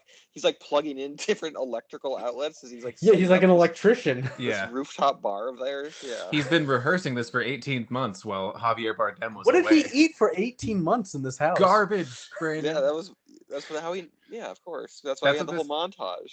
Yeah, to prove that, that's what he was eating. He was eating stale noodles from all the Chinese shops in town. And the film, this is kind of a theme throughout the whole movie, was framing it as like healthy food, like get that shit out of here. It's healthy for kids to eat garbage and like McDonald's and like terrible food. That's like one of the themes of the movie. One of the worst things they could possibly eat was a chocolate covered cherry. She's like, no. Do you know how much oil is in there? Like oil's in a lot of things, just naturally. Let me eat this garbage noodle. She loved garbage noodles. Well, pizza for breakfast? The next day, this is why they had to CGI the cat. Loretta's shitting in this litter box like crazy. Fuck this scene. The cat just has to we have to have a cat diarrhea scene. We have to. Yeah, she has IBS, duh. Well, it's the best part of it. I guess maybe not the best part, but the silver lining of the cat shitting in the box. Wasn't it just like she got in the litter box and then you don't see her face or anything? You do get to see her face as she's looking right at the camera. Struggled. She's hunched over. That was the best part of the movie. That was, thank God they put that in. That was the best part of the shitting scene. Well, my cat would never. Mom walks up the stairs to the attic to look for Josh. She sees Josh and Lyle sleeping, screams in shock because there's a crocodile there, tries to run away from him. So he ambushes them in the other room and sings Stevie Wonder to them instead. And she's like, "Oh wow, that croc is chill." I Was think that was a that one Stevie Wonder Stevie Wonder? song? Yeah, I was gonna say the Sir Duke came after that. Sir Duke did. No, what was the song that they were singing? It was like the one that same they probably song. wrote. Yeah. She was singing it to the little boy on the swings. I know, and I can't remember it. Was it a real song though? It was, yeah. Yes. Oh, it is. Okay. I thought it was something that they wrote for the movie. Like a lullaby for her. No, it was a real song, It's and I some can't 80s remember it. ballad. Yeah, Ugh. I can't remember it right now. Well, he sings to her, and she's like, "Oh, he's chill now." So they're best friends. She's painting him like one of her French Lyle. painting him like one of her French girls. Oh my god, yeah. And this is the one part. Lyle has the saddest eyes the entire movie. This is the one time they slant him a little bit, and he looks like he's ready to fuck the mom. Yeah, it's I've got wild. one of my notes here. After this, the Sir Duke's playing upstairs. The crocodile cooks and sings to the professional cook, and then I said he's fucking this lady for sure. They sing and bake together and dance. She's like distant from her husband then, and not sleeping with him as much. Is it all because of this crocodile? Yep, exactly. It feels like it's been 2 days since they've moved in, so I don't know how he's already like, honey, are you cheating on me? Because you seem a little happier than when we initially moved into this place you've never been to. And I'm worried about that. I'm worried about your happiness. You're too happy, and it feels like I should be Did you jealous. have a crocodile to fuck in the last 48 hours? No. I did not. No. She even like walked in on bathing and whatnot, and he won her over by kicking her the chocolate covered cherries. That's another one of the food things. But yeah, they paint, they sing, they dance, they bake, and now she's even dumpster diving with them at night during their mess arounds. Also partaking in the rooftop dinner dates, and the dad is just left out of everything. This is where he's being cooked. Like, yeah, I don't know why they couldn't just tell him sooner. There was no reason for it. Yeah. Because at first she was going to call and be like, hey, your dad's going to say we got to get rid of this crocodile. And he's like, please, Mom, I'm so autistic. I need a crocodile in my life. Okay. And she's like, all right, fine. But like, we'll still call him and tell him and then talk about it. There's so many stupid plot points in movies that are I'm like autistic and I need a crocodile in my life. I know, and they are worried that he's gonna like say no, I guess, but he has to like sing a Goo Goo Doll song, and then everyone's like, oh, okay, the crocodile's fine to say. Fucking chill. It's different for the dad though. He doesn't get won over by fucking singing, because then he asks like, he like confronts her, right? He's like, yeah, like, why are you happy? Am I being cheated on? And she's like, not really. And then he's like, you're eating pizza and caviar for breakfast? Who are you fucking? Those are like his exact words. It's so funny to be like, you're so happy, and then get suspicious about it instead of like just being I'm happy that she's happy. I'm happy for you for being happy. Why are you happy? She's never been happy with me. You shouldn't be happy while you're together. With me. Also, big plot point, Mr. Grumps has now installed 3 different cameras on the rooftop and around the neighborhood to try and catch them soon, because Loretta's been eating weird food that she's not supposed to and shitting so much that he wants to get to the bottom of this, because he always calls freaking Josh like the worst kid in the world, and he's like, Josh is onto something, he's feeding her, so he's gonna catch him. But yeah, they introduced the dad to Lyle, and he goes running when Lyle notices an old wrestling picture and leotard on the wall and tries to wrestle him.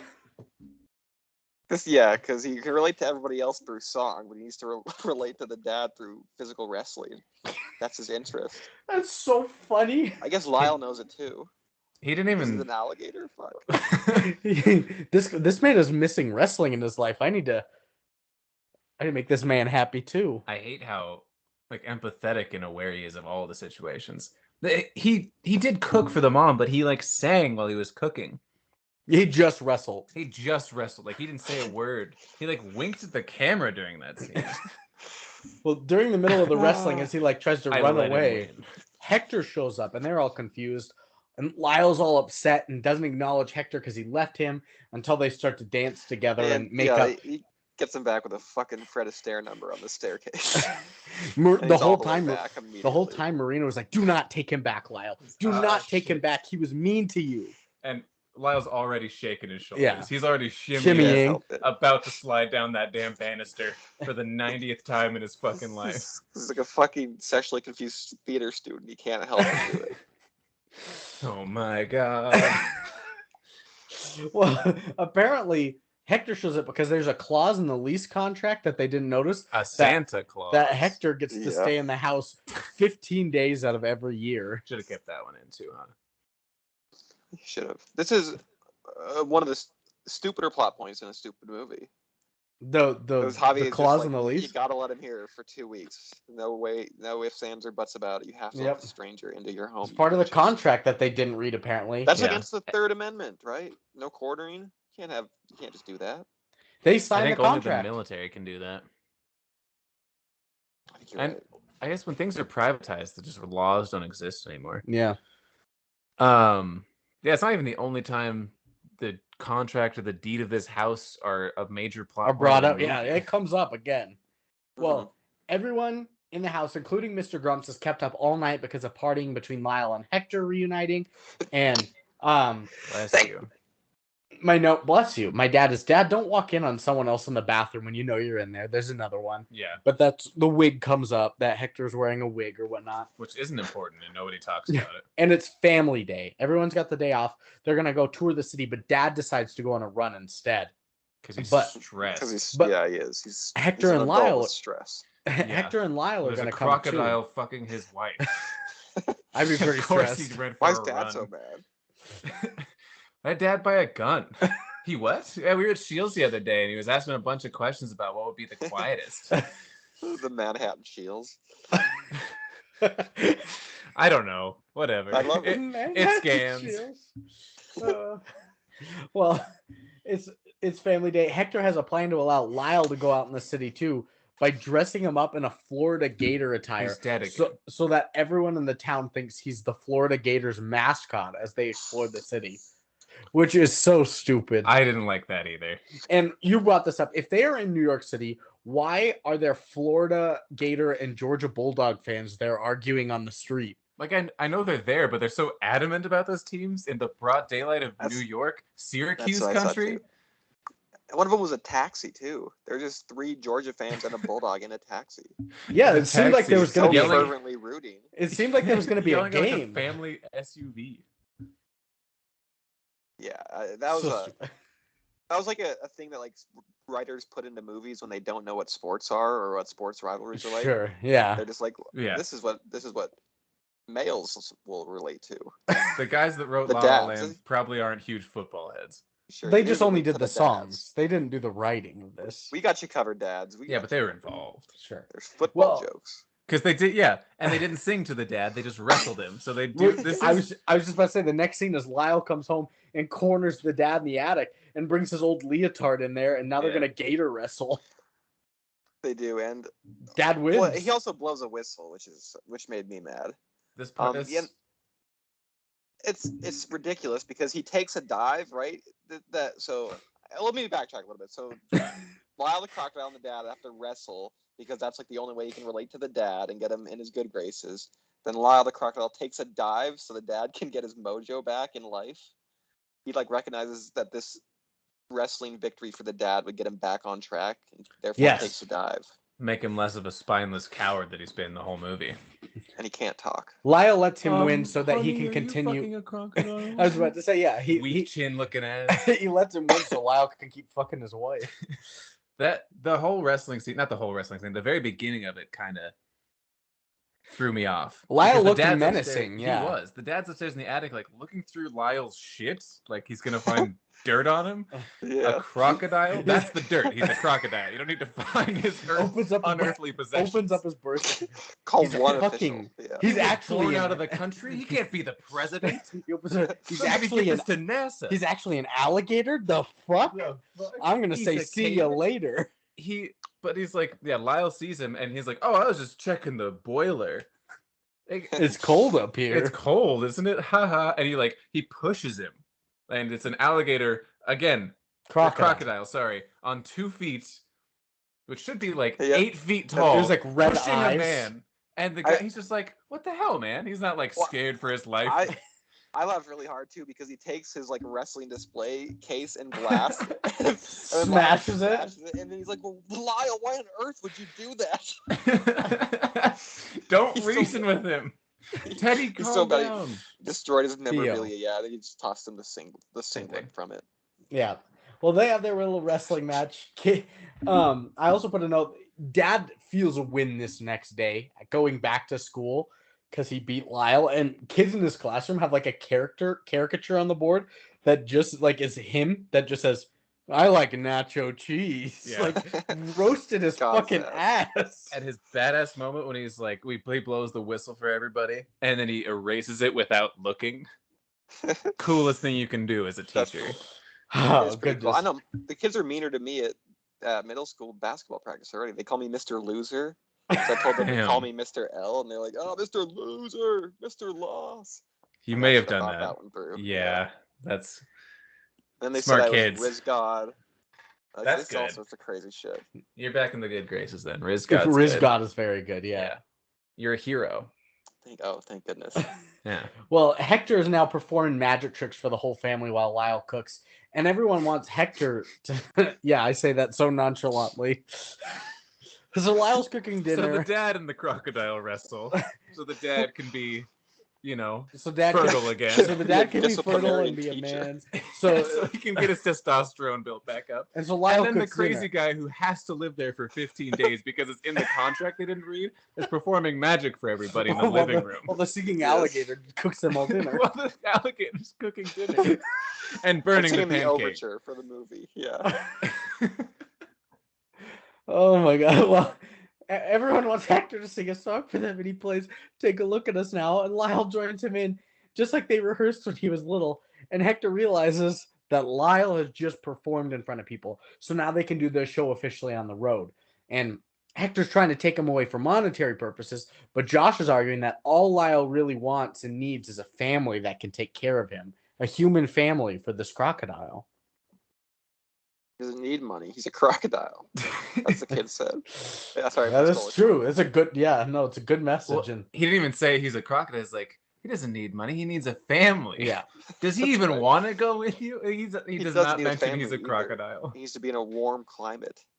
Once, for real, not upstate New York. Once everybody realizes that like he's cool. that's pretty downstate New York. New York City. Central It's at the New very York. bottom. Yeah, whatever. New York City's at the very bottom of New York. Once everybody's cool with a crocodile being in the like- house, they stop referring to him as a crocodile. Yeah, He's just like a Lyle. guy. he's Yeah. just Lyle. Yeah. Oh, that's My Lyle. brother. well. Hector and He's Lyle. not heavy. He's my brother, man. Hector and Lyle come home from the night performance. Hector's upset because Lyle still gets stage fright, but they're all happy that Lyle's just home again. And Lyle, depressed, sings to himself in the attic, Take a Look at Us Now, as Hector leaves again to smooth things over with the people that loaned him money. Which doesn't go so well because he hilariously just gets thrown out of But he gets the car. thrown out of a taxi Get cab. the money. He gets thrown out while a bunch of people are conjuring for a neighborhood meeting in Mr. Grump's home that he has led for noise complaints because of Lyle. And Hector comes in to save the day for them after being thrown out, saying Grumps was also in the wrong for putting up cameras throughout the neighborhood without anyone's consent. Mm-hmm. So they kind of leave on a stalemate, except Mr. Grumps menacingly attempts to make a deal of sorts at the end of it. Mm-hmm. Let's make a deal. And with that, animal control comes in. Just then, corners Lyle, and the only way out for him to escape animal control is for him to sing Eating to the them. police. No, he has to sing to them. Open But fire. he won't because he's too but he won't because he's too scared. If there's a crocodile in a house, they're not bringing a trank gun. I promise. But yeah, they're gonna call it the military. They're gonna swat him. They're gonna get a giant fly swatter and just squish Stab him. him in the head. Bonk. Bonk. He Get said, out all of right, here. I'll go. Sorry. Yeah, he has to sing. He has to Sing, sing, he but can't. he's too scared He and can't, or he won't. he pussy. wakes up at night after Shawn he gets Mendes, tranked in the reptile house, which is a part of the zoo surrounded by other crocodiles. And the Prims, they come to visit him there, but the parents realize they don't have many options here except for like just visit him every day. They can't get him out. Josh is like, we need to break this crocodile out of the zoo. This part also made me mad. I guess, Mhm. I don't know. That's kind of just the level I was at for the whole movie. Mhm. But when the zookeeper's like, don't put your hands in the bars. Like I get it's a safety concern. The other alligators and crocodiles This is a probably singing can't one sing. that we lived with. We don't know for He's sure. holding hands with that one, yeah. Yeah, but like this one's been walking. Even if you haven't heard him sing, he's been walking on 2 feet, and they're doing the thing in movies where you put your hand to the glass, and they put their hand on the glass. You mean- like we're so close to you touching. mean I what- just wish I could hold you. You mean what Yeah. you and And Lucas? that. Don't do that. You mean what you and Lucas did on a talking cat 2 weeks ago when you put your hands up to the camera and then you shushed each other? Yeah. Did we really? Yeah, you shushed You him. shushed me. You went shh. And you're like, it's so Oh. much better because I could have just done that to Brandon sitting next to you. I'm funny. But I as did it shit. Good for me. virtually. That is funny shit. Where are you in podcast listens? I'm almost finished with The Shining. You've been on The Shining for the last month, Seth. That has been a theme, yeah. Yeah. You're skipping everywhere, every dwarves. Even I'm dwarves skipping are- that one. Yeah. So you've only got 9 to listen to, or 8 to listen to then. Huh. You've only got 20 hours of content. That's not too bad. It's pretty bad. It's not. I could do it today. Yeah, do it. I dare you. Don't. If I you dare him, dare he will. Oh, Take your time. almost. Thank you. I almost died. Well, Josh makes a heroic speech to save Lyle. But then he has a panic attack and faints from his asthma. And Lyle is just now all alone in his cage, singing a sad song and has flashbacks of all the fun times he's had. Did they have to give that kid a panic attack? Yes. That was like a. That's how they get them out of there. Pretty intense, yeah. Josh how would have he- to pulled a get him gun. out of there. A gun, yeah. Okay. Josh would have pulled a gun on him. That lasted like 45 seconds. They're like, oh no, he's fine. He was just really nervous. Yeah. Yeah, but He's a child having a Lyle's- debilitating panic attack, yeah. He's a child that talks to a crocodile. Lyle's singing a sad song, thinking about all the fun times with the family and Hector as a kid. But Hector's riding away on a bus. And Mom's hung up all her paintings of Lyle on the walls of the staircase. And Josh Loretta doesn't want to eat fish.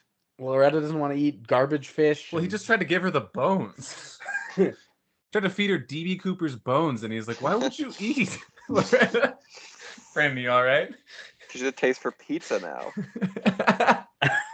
And like a week-old shrimp. He has a taste for pizza. I didn't like that scene where they were all dumpster diving for the first time, not the second or third dumpster diving. Those ones were better. Where she picks up a slice of pizza by the crust and walks off screen. Yeah. That's the scene that you It didn't seemed out like. of character. It 'Cause did no- seem out of character for Loretta. For any cat in history, that seems out of character. Cats love pizza. Cats do not love pizza. Pam will not eat pizza. Caesar would. Yeah, he's a dog. Dogs love pizza. Dogs love pizza. So Lyle sings all these things. Hector rides away on a bus, and Josh is at school. And Trudy tries to cheer him up, talking about Malfoy, her snake that got away, and that she's going to be on that talent show.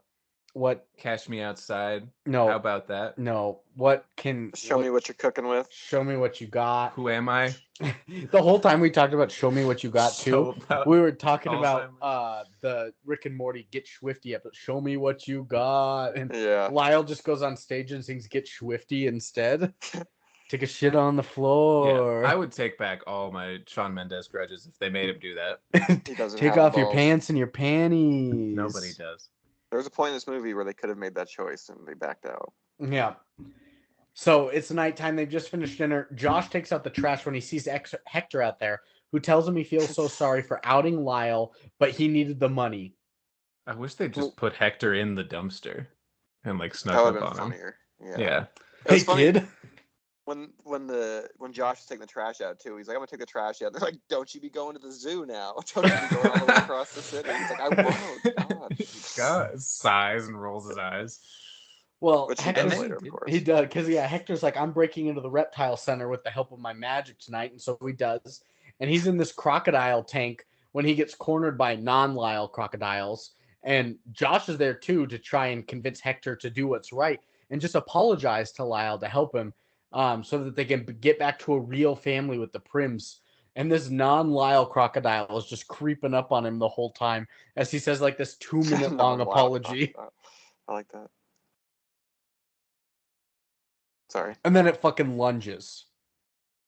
And then a little jump scare. Lyle fucking bites it by the tail and yeets it into the cage. little suplex. Little Standing the whole callback. time.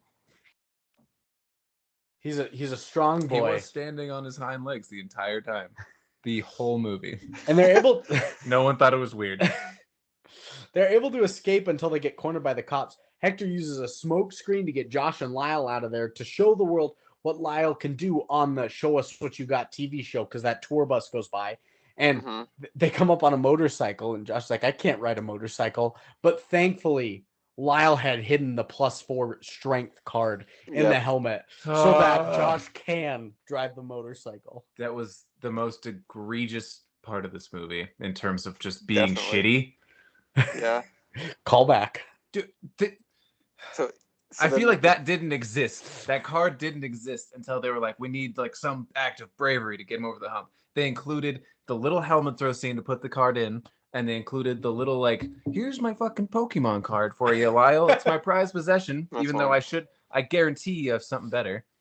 Stupid. There's one more really bad one here at the end, but this is maybe the worst, because then they escape by motorcycle and sidecar into the streets of New York, driven by what is he, a 5th grader? And shit like that. I think he's 11. I don't know what grade he's in. Oh. I think he's 11. For some reason, I thought he was like a freshman in high school. I would bump this movie up. He's too little for that. Yeah, he's too small. Did you see that tall as hell kid in the hallway? I did see that kid. They're always them kids, yeah. He was like 7 feet tall. There were all the kids walking out of school one day after like school was over, and there was just James Wiseman in the background. Not exaggerating. He's like half a foot from the ceiling. He's fucking crazy tall. That guy. He looks like. And there was a continuity error because he didn't exit the school. Yeah, after you didn't see him after. Because we're all looking for this tall man. What were we talking about? I would have given this movie 2 extra points if Lyle had driven the motorcycle himself.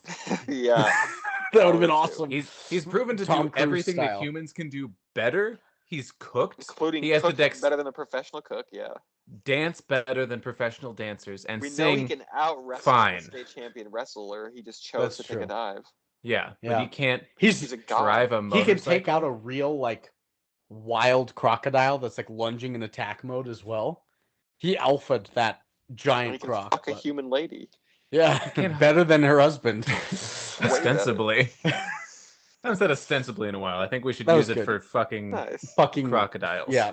So yeah, they get big old police chase scene to the theater with only one slight accident as Lyle like smashes his head on a pole or something. I do like the sidecar gets split, remember? And he goes flying into like the wall. Smashed. But then he has like a thumbs up or some stupid shit, right? Yeah. You're like, oh shit, he's dead. I do like that Javier Bardem assaulted a cop at some point. I was like, hell yeah, man. He did a couple of times. I don't think it was a cop though. I think it was just a guy that worked at the zoo who had keys. Oh, yeah. Better. He was gonna call the cops and he could have tripped him, but he threw jacks on the floor. For him to comically slip on. Because magicians play jacks. What's also when you're handcuffing him? He had him in his hand the whole time, and he was in handcuffs at this point. So how do you like when you're handcuffing him, not like check his balled up fist when you know he's a magician and he's a little fucker? It's like I gotta call the cops immediately. 1, 2, 3, 4. He actually plays around with jacks. Well, they get on stage in front of the cameras. They make it all the way through backstage. Cops are around, but Lyle's too scared to sing again. And Josh gets up there and sings "Take a Look at Us Now" like ass. It's so bad. Tone deaf, and everyone starts to laugh and boo at him. But then Lyle comes in, commands the stage, sings his, my note is cold-blooded heart out. Let it go. Yeah, he decides to sing, all caps. Everyone is key change. So amazed and celebrating. The band knew what song he was going to... Yeah, exactly. And everyone's so amazed. But 1 month later, they're all in court with Mr. Grumps trying to put Lyle away. And Lyle is about to be prosecuted when Hector storms in with evidence to keep Lyle in the house with his grandmother's deed, which was hidden under Mr. Grump's bed for some reason. This was bad. Machine. AI put Deus Ex Machina too. We just a random bylaw that we invent that allows Lyle to live there. He just wins. This document says crocodiles win. The worst part about it is that Loretta, the cat of Mr. Grumps, knew that there was a deed under his bed and helped Hector find the deed and give it to him so that he can put Mr. Grumps away and keep Lyle in the building. So I was just thinking of a shirt idea. I ignored everything that you said after I heard Lucas say idea? Crocodiles win, and I want to put that on a t-shirt, and also I need that water bottle so I can get my mom to cricket the TGTBTM on there. So it's been months. Crocodiles win. I want that on a t-shirt written poorly on like a white tee. Well, the deed said that. The deed said that like with legal battles in parentheses in the back. The grandma was like the founder of the New York City Zoo or something, so she made you get to keep any animal you want. In the deed of the house, she said that any animal can stay in this one house. Control of that. Apparently she was. And they win the case. Dad tackles Mr. Grumps too. He did. Yeah, he can just assault a man in court. Yeah, he should be in contempt. He should have been hitting him way earlier in the movie. I'm glad he finally did, just for his own sake. But yeah, that's still, even if you win the court case, that's still contemptible. That's a regular assault court case. The bailiff started... And everyone started clapping. One of those stories where yeah, exactly. Like, let him have it. Well, Hector lets the whole says so. He says crocodiles and anybody who Mr. Grumps wins. Crocodiles get him. Tackle that boy. He says get him. Wrestling allowed. Well, after they won the cases a little while later, all the asterisks. Hector lets the whole family go on a vacation instead of a world tour, and just then Trudy shows up. He lets them. Yeah, like he's their manager. Exactly. He's the crazy man that was hiding by the dump. Well, exactly, because then Trudy shows up and shows Hector her rattlesnake Malfoy that can beatbox. She never thought to mention that when he's like, "Hey, I have a singing crocodile." She's like, "Weird." Weird. No, you don't. You're fucking crazy, dude. You're insane. You're having dreams. Look at my beatboxing rattlesnake. Yeah. Fuck you, Trudy. And then the family and security at the final show. Why was she showing him in the middle of the street? Why did this crocodile sing? Well, to be fair to security at the talent show, they're scared. It's a crocodile on two legs and a scarf. This kid intimidated his way. Yeah, we didn't mention the scarf. They don't have guns. They just have like little tasers. Tasers, or probably. Pepper spray.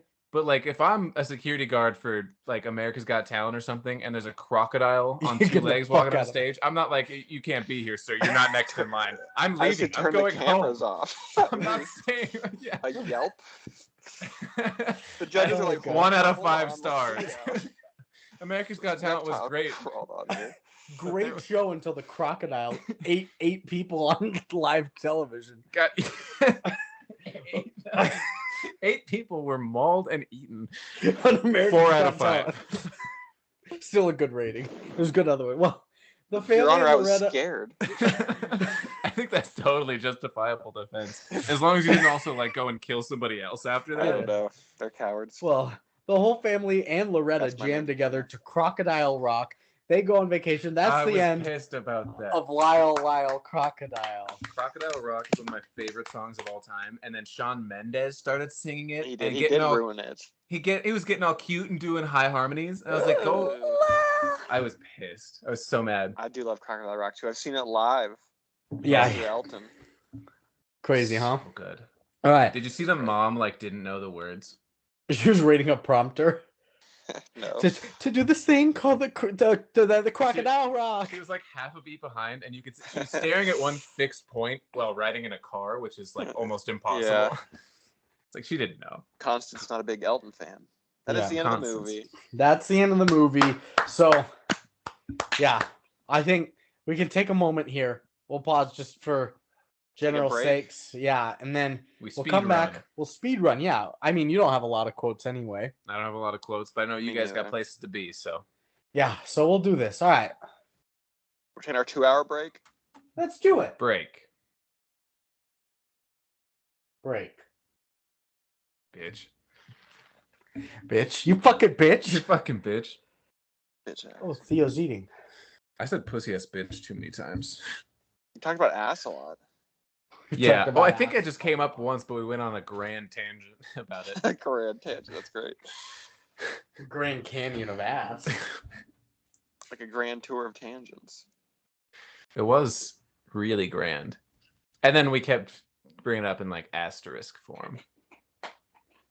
Yeah, a callback. Yeah. I got my record downloaded. Hold on. Richard. Sorry, a joke for my sister who's never gonna watch the YouTube video. Who does watch these? I don't know. There's like 3 people. Yeah, like per Is video, it like it's 3. consistently 3?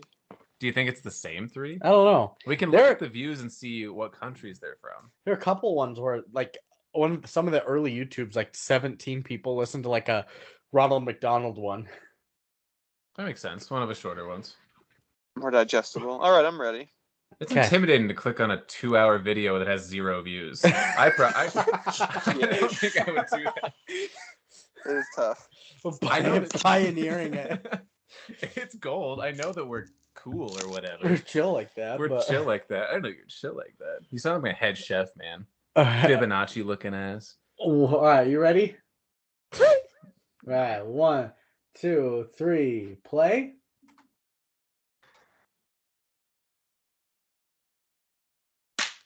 Whoa, another good one. Sorry, I didn't mean to talk right away. You talk right up Fibonacci Yeehaw. looking ass. Yeehaw! Because you're the golden ratio. Yeah. man. All right. Quotes, ratings, reviews. It was a compliment. We're getting into it. How many quotes do we have, guys? I've got 10. 5. Barely. I think I have 6, Okay. maybe 7. Okay, we'll do our halves. Okay. 3, 4, 5. We'll do it again. Seth, you're starting. Should we do 3, 3, 5? No. Didn't he have 6? Oh yeah, or 7. 6 Okay. or 7. You can go first. All right. This is about 60 seconds into the movie here, and it's Marina. She says, "Where's the crocodile?" With a mouthful of pita pit. That's funny. No, where's the crocodile? Movie's barely started. What the hell's Lyle at? Columbia logo Where's still Lyle? going. Columbia logo still going. Yeah. Where's the fucking crocodile? It's barely faded out. This is his first day of school, Mr. Joshua.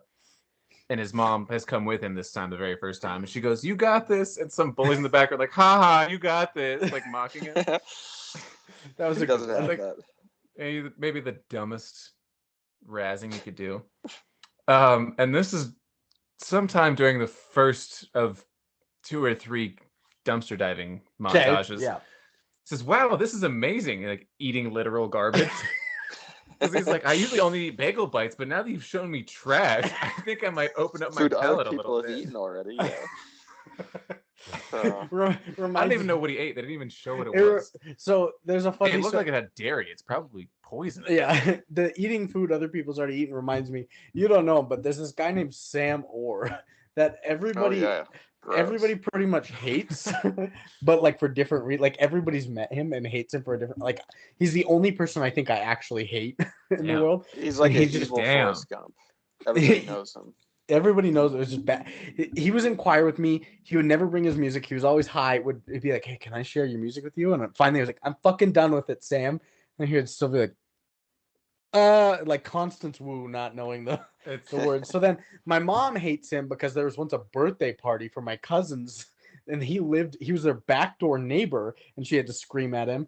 My cousins hated him because he was their backdoor neighbor. I always said, "Hey, don't talk to that weird kid." And then it was him. Lucas hated him because he worked with him at a restaurant. He would always go around and eat the food off of other people's plates as the busboy. He Like- did. He didn't always do that. He did that once, and then he got fired for it. Justifiably. But like people were because- still sitting at the table, Yeah. came and cleaned the table and ate their food as he was cleaning it in front of them. In front of them? Mhm.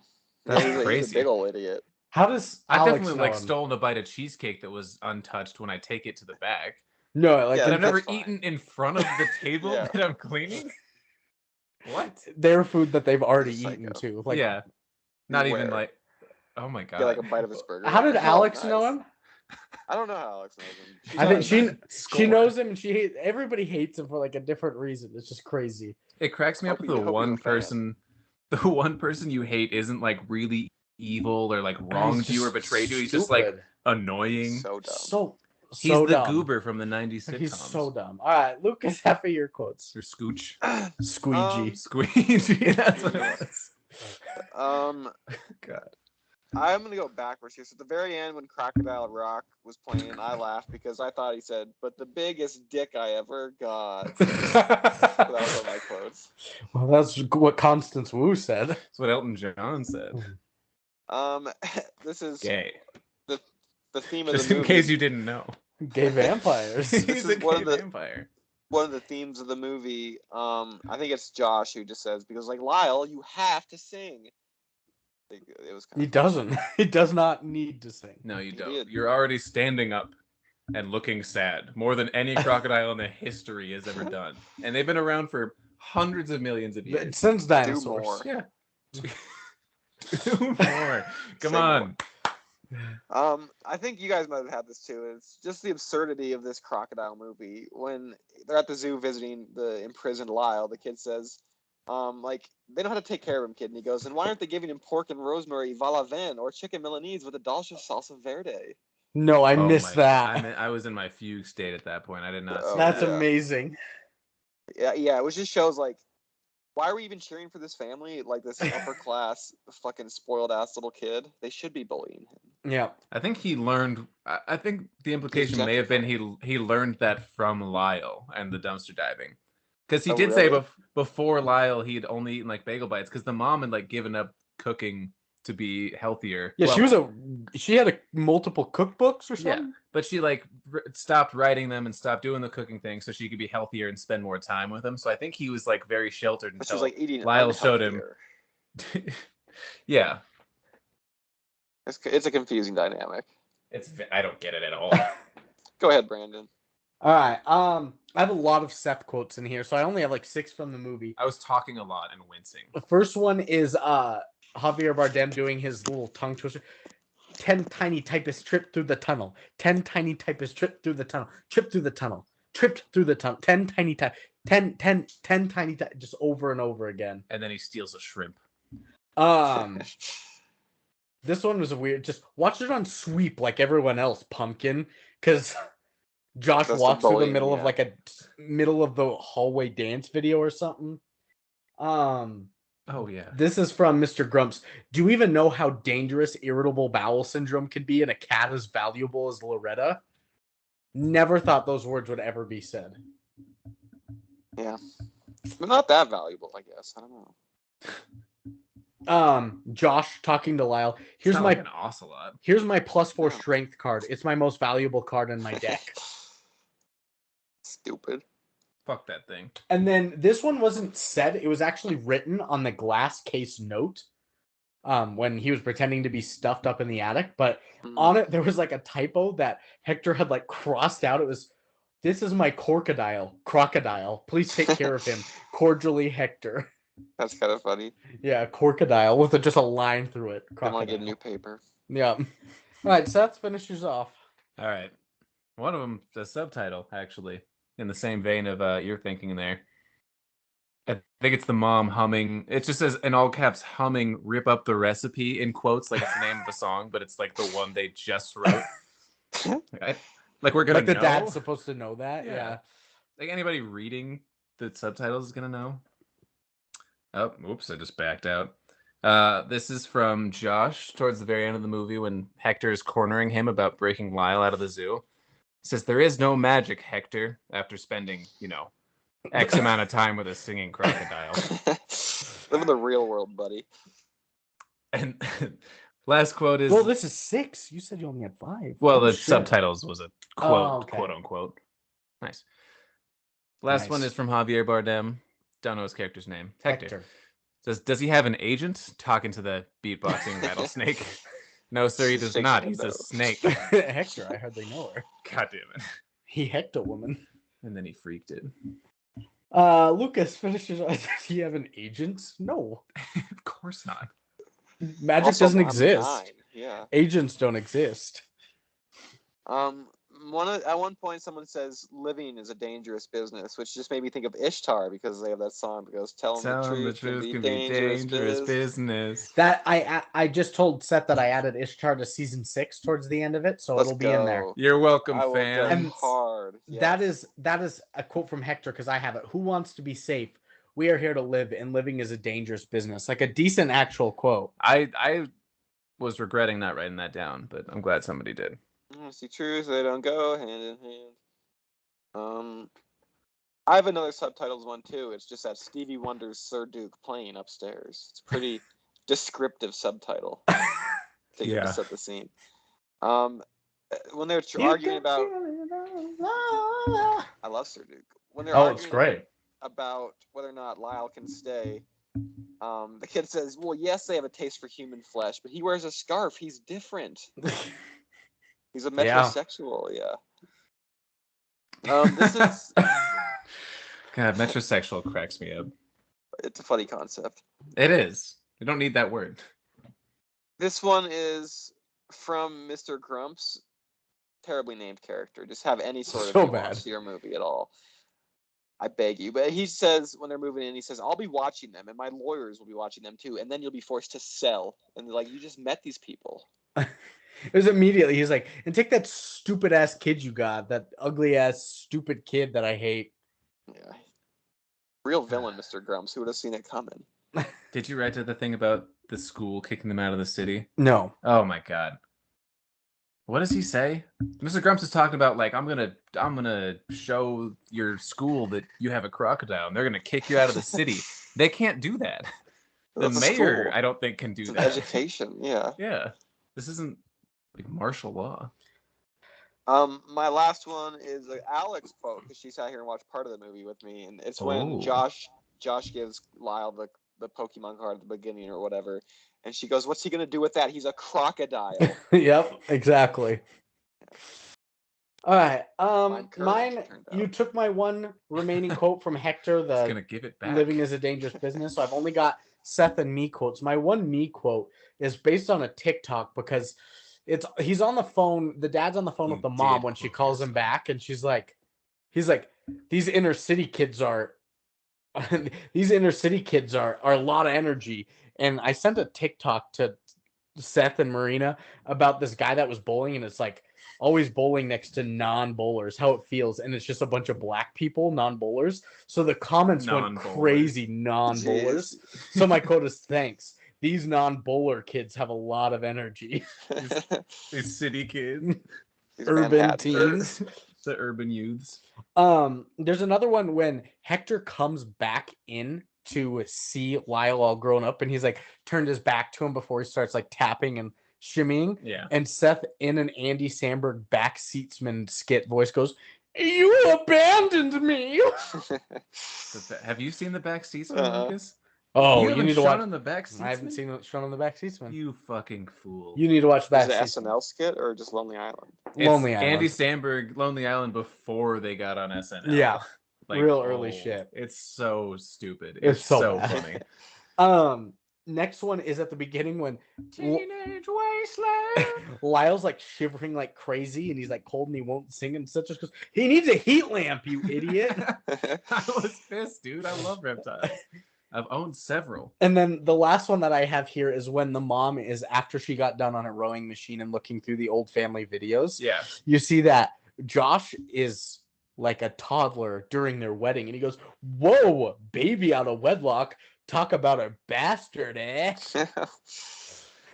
Did I sound like that the whole time too? Like an Irish guy? Eh old timey, like strictly Catholic Irish. Yeah. Eh? Eh? So that's the end of our quotes. It's ratings time. Seth, you're starting us off. Thermometer out of a percentage out of 100. Thermometer. This is audience, or this is critics. I mean, 12. 12%. Lucas. 53.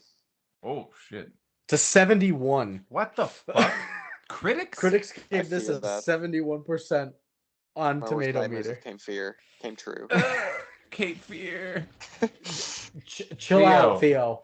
You can't escape, idiot. You're trapped with Brandon now. He realized, oh my God, he's contemplating suicide. Lucas, now audience score percentage, Rotten Tomatoes. 58. Okay. The 71 really got you messed up, huh? Yeah, I thought I had like a grasp on critics for the last few weeks here. And, oh man. I don't know, 59? Seth is our winner because he went one up on you, so it's higher than a 59. It's a 93. There's no way. It's a 93. People. These are artificial. These are artificical. There's people that are diehard stands of Shawn Mendes out there. Yes, correct. In 5 years, we're going to look back at this. They're both going to be at 2, maybe 3% on People's ratings. Too stupid to live in the real world. Natural selection has taken its course. Natural selection is killing all the Shawn Mendes fans. So 71 and 93 on Tomato Meter. Now we're going back to you, Lucas. Metascore critics out of 100. Jesus Christ. I'll say I don't want to give any 54. Okay. I don't want to do it. I don't know. 55. No, you can't say 55 or 53. You need to make a stance that's not one above or one below. 56. There you go. Lucas is our winner. Fuck. It's lower. 42. It's lower than a 54 this time. It's a 51. Wow. Ooh. Ooh-wee. And then lastly for you, Seth, audience score out of 10 on IMDb. What is he gonna give it? No, you're going first. Okay, out of 10 for audience in total. Yeah. In perpetuity. Yep. And I get first a percentage of royalties. Nope. In perpetuity. You don't. For 10 years. Nope. Until you pay back the loan that I've given you. Nope. I just loan sharked his ass. Not him. We heard it. Santa That's Claus. He's about to fall. It's always funny when somebody else says it. Idiot. God, I forgot what we were doing. Audience score out of 10. 6.9. Okay. 6.8. He can do that, yeah. He can. Hey, Lucas is our winner. It's a 6. It's a 6.1. So audiences or critics gave it a 51 and a 71 for a 61 average. Audiences 61 and 93 for a 77 average. Wow. What are we giving it, Seth? 0. John Lasagna. 0.0. Okay. Ooh. Reasoning? I gotta balance out all the stupid ratings that people have given. No, you're being objective. I am being objective. It's objectively stupid that people gave it a high rating. So I need to do God's work and balance it out. This isn't affecting their scores. This is affecting my mental health. So I'm giving it a 0. So it's worse than Star Wars and Kirk Cameron? What did I give them? 0.2 and 0.6. That's right. Yeah, it's a 0. Okay. I gave something else a 0 too. But you wouldn't let me. Yeah. I don't remember what it was. I think it was something good. It was something good because it was in spite of Space Chimps. That's what it was. It was like a Space Odyssey or something. No, it wasn't that. I love Lucas, lasagna scale. It's tough to be objective with my guy Shawn Mendes here because I do hate him so much. So I will put that aside in my rating. Good for you. And be objective. Thank you. I thought that this was like a carbon copy of Clifford, which I didn't like. There was even a police chase scene at the end. There was with animal control and everything. Yeah. There was, except for replace the big red dog with a singing crocodile voiced by Shawn Mendes. Replace Tony Hale with Brett Geller. I think this is a 0.3 movie for me. It's dog shit. I hate all the way to be objective, Lucas. He took Shawn Mendes out of the equation, gave it a 0.3. He would have given a 0.0 if Shawn Mendes was still in the equation. That's right. I am a movie critic after all, and objectively, I give this a 0.3 on the lasagna scale. Just absurdly bad. Makes Space Chimps looks like a fucking Oscar winner. There you go. That's a big win for Seth. He's so happy. Yeah, I'm actually I feel lighter. I feel like my body's lighter now. I didn't know what we had. Good rating. I did. And I felt vindicated. All right, and then for me, you guys don't know that song, do you? I don't think so. Fuck. And then for me, finishing off, I think I'm gonna give it a 6.5. Is that a joke? Nope. That feels like a joke. It's not. It's not funny. I enjoyed this. You'll see a text that I sent Marina partway through the movie. Kind of enjoying the movie over here. What is? Kind of weird, but I may poop my pants. That's what I read first. I woke up in the middle of the night and almost pooped my pants with crazy diarrhea. Mm. Yeah. irritable bowel syndrome like Loretta. But Lucas is pissed. I kind of enjoyed this movie. 6.5 out of 10. I usually enjoy musicals. I thought it had a good family-friendly vibe. I thought it was better than Clifford. Absolutely not. Yep, I did. Don't hate... The message of this one is, what is the end goal message of this one? Like, give in to some creepy guy's dream? No, he doesn't give in to some... He doesn't give in to some creepy guy's dream. If there's a crocodile that can sing in your life, don't make it go on tour. No, that's exactly what they're not doing, is displaying it. At the end, he's like, we have to show you on the show. No, it's all... the climax. That's how he saves him, but it's all about family. Not really. Family. Yeah. Because that's why he's not going on tour on the end. He's the going sense on... of community is much stronger in Clifford. Well, I enjoyed this more. Rating. I apologize for interrupting. Me too. Actually don't hate Shawn Mendes. Oh, God. Why did I let you finish your rating? You have to hate him. No. I think he has some... And more of his recent stuff has some pretty good songs. Ah! I think he's decently talented. Not... Yeah, that's fair. He's got some pipes. I'm decently talented. You don't see me going around making the worst music you've ever heard in your life. It's not the worst. I like some of his recent stuff. I haven't listened to it, to be fair. Yeah. So those are some things playing into it. I'm giving it a 6.5. I thought it was family friendly. All of his blood vessels have popped. Yep, exactly. So a 0.0, a 0.3, and a 6.5 combined to a 6.8 for a 2.267 average. Maybe that's closer to realistic. Well, no, realistic is probably somewhere in the 60s to 70s based on critics and audience ratings. Fuck that. I think 4 at the highest. I can't reward this film or celebrate it in any way. Yeah, for what? Clifford was better in all facets, and Clifford was still a 4. Clifford. Yeah. Clifford was bad. Clifford was like a 4. You know, it would have been better maybe if Lyle Crocodile had more of a Dazed and Confused vibe, for sure. Yeah. It would have been way better. Like a District 9 vibe. Oh. Where all the crocodiles are like secluded in some place. All the crocodiles are in some just district that are... I do love District 9, though. It's a good card to pull out of your ass. Okay. Or movie, I guess. Yeah. All right. So we're through ratings. I'm glad I held my rating, and I hid it from you guys the whole time. It did give us more angry, though. Yeah. You didn't clue us into Gives us a Drop Dead Fred kind of vibe now, doesn't it? Is that what your plan was all along? No. To make us fight you? I anticipated to hate this movie, and I enjoyed it. I was singing a lot of the movie. I was smiling. It's weird. I shit on it so hard in my head that I was expecting to maybe I'll like it because my expectations are so low, and then it beat my low expectations. I watched a lot of movies this last year. 2022 specifically, that released last year, and this is the worst. Below Mr. Morbius himself. Oh. Yeah. No. Yes, Morbius was worse. No. Morbius was way worse. Morbius is a vampire. Yeah. You gotta he did cool shit. What did this guy do? Tap dance on the staircase? That's pretty Sang cool. Bad songs in a cringe voice. No, decent voice. Cringe voice, though. No. It's decent, but it is cringe. He's decently talented as Shawn Mendes. Decently talented, but equally cringe. Which does not help his case. The cringe aspect is that it's a crocodile singing. I will say that. No, that it's Shawn Mendes singing. Well, that's for me. Of it. Yeah. Part of the cringe. All right, are you guys ready to hear reviews? If they're in my favor. Well, we're going to start with critics. Neil Minogue of I don't want to hear any dissenting opinions now. Neil Minogue of RogerEbert.com. It's not his medium.